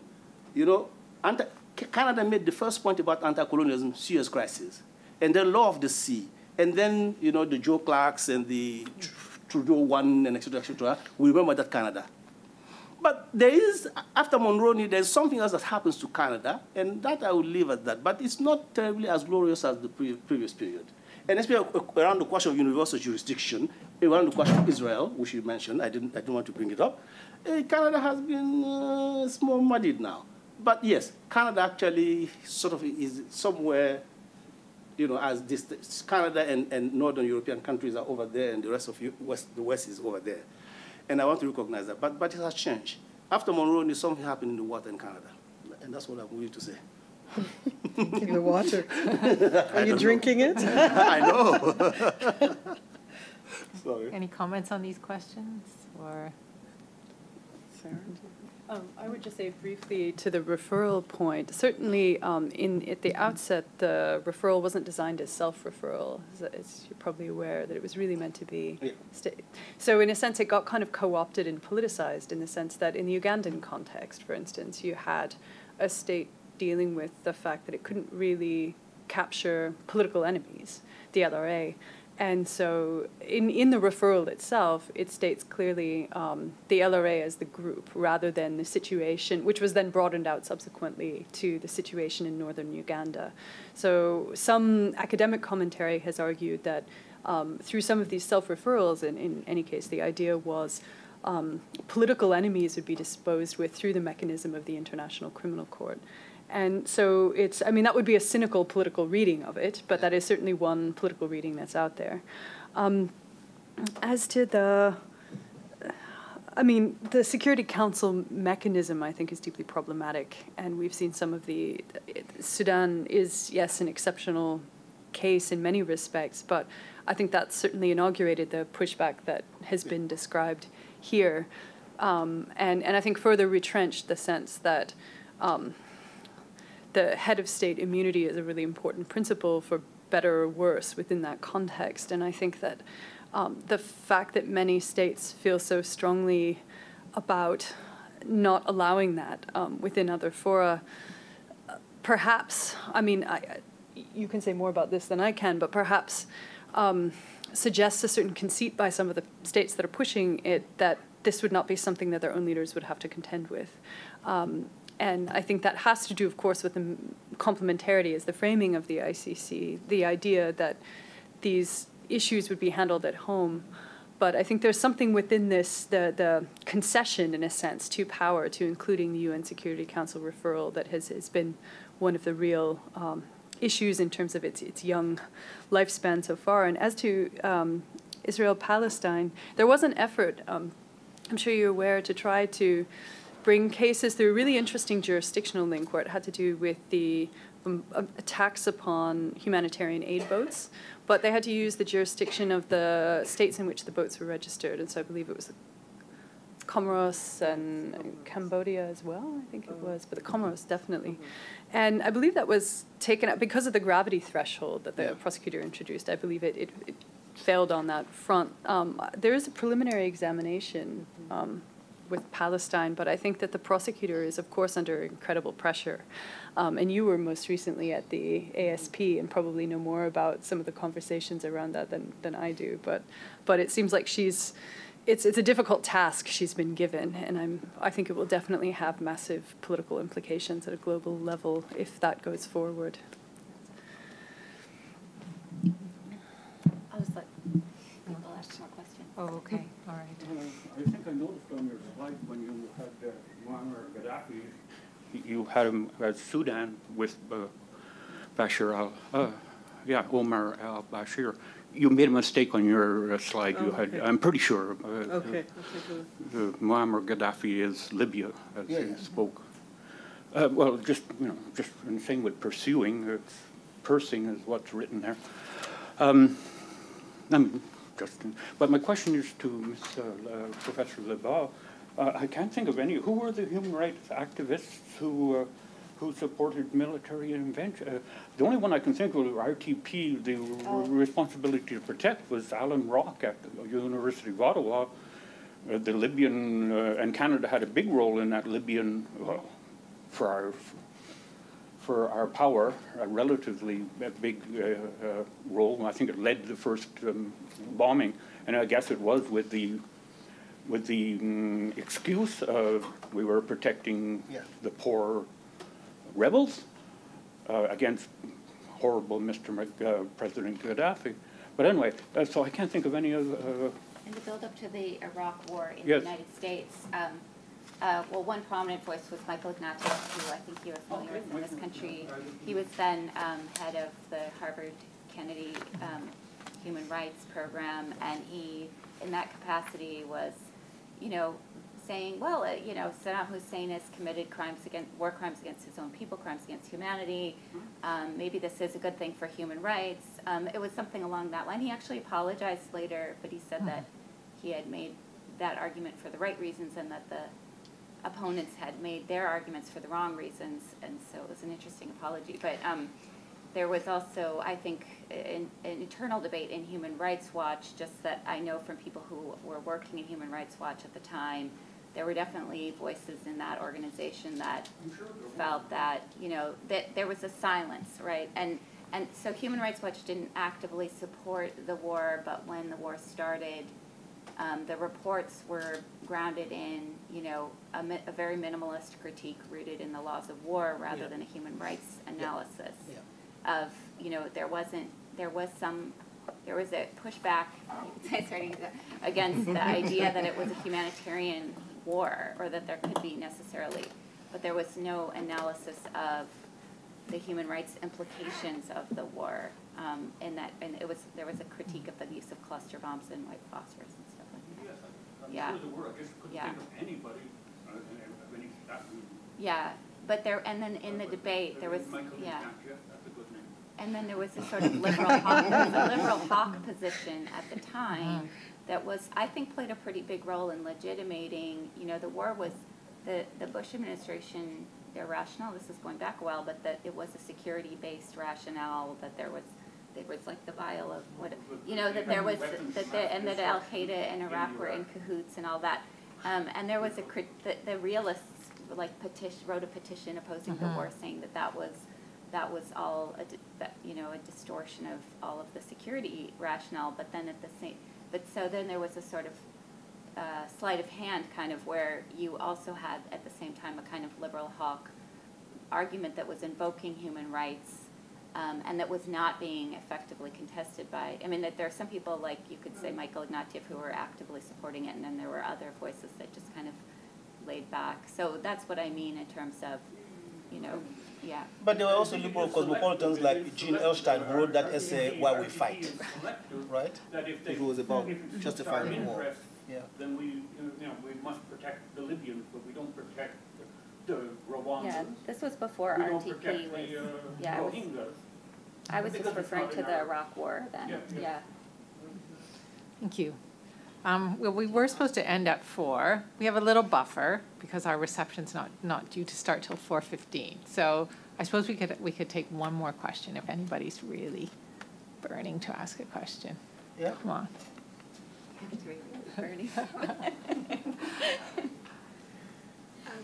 Hi, I'm Mara Curry. I'm a second-year student here at Global and International Studies, so I've had Professor Clarke for multiple classes and loved all of them. But Professor Gravogi mentioned when he was speaking that a specific line, which was that the particularism of Africa is universal. And I thought that was a really interesting sentence. And just in terms of that, as well as most of you discussed the directionality of the cascade of justice. And given those two contexts, if you can see this current pushback that Professor Clarke was talking about as, in fact, a reversal of that cascade, and if you think it will move backwards towards the West and other countries in the future adopting this reattribution of these discussions. Yes. Well, when I said that, thank you, actually. I really meant it, and it wasn't just flippant. If you take the thing about toxic dump, right? One of the things Africans are struggling with, and I know that at least the intellectuals, not those leaders, but it is that there are things, and my colleague here was talking about the distinction between international humanitarian law of war and human rights. In 1925, at The Hague, there was a convention on chemical weapons. So it was recognized that chemical weapons do irreparable damage to the environment. So what Africa is doing actually is a continuation of that in some ways. It's right?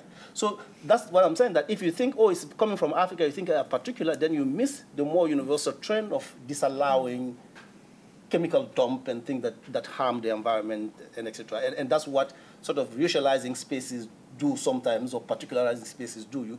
You miss the universal argument being made.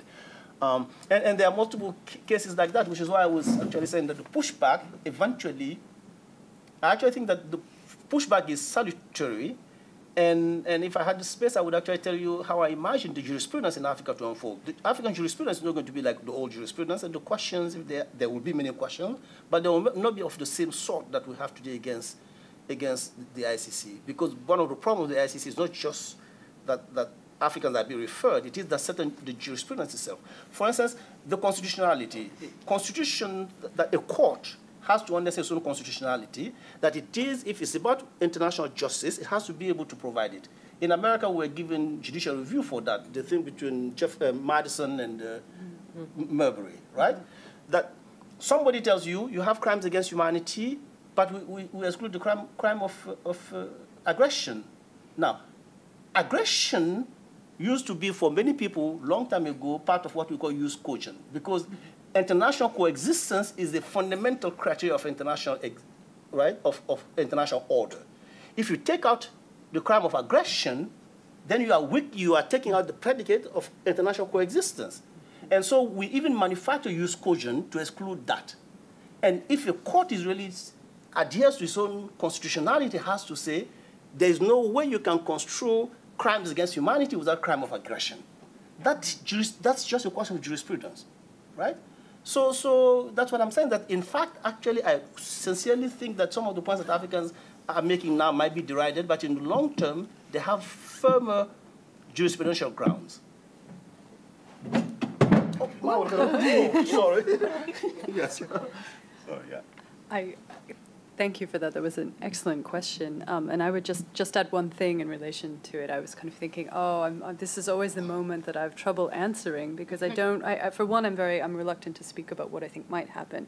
But I would return back to that metaphor about the ripple on the lake and think about, I guess part of my problem is a bit this sense of the deterministic path that gets taken. And so I would reframe it and think, well, it's not going to be either or you imagine the ripple and then a counter ripple and they start hitting up against one another in a deterministic way, but rather something like we need to rethink the terrain and what comprises the terrain, because if the terrain is quite complex, you see all these different strands. And so I guess I'm probably pushing the Justice Cascade metaphor farther than the author would like, but I do think that that's what's quite interesting, is trying to map what these different complex interactions are that might determine something that's neither a wholesale adoption of these changes or a full rejection of them.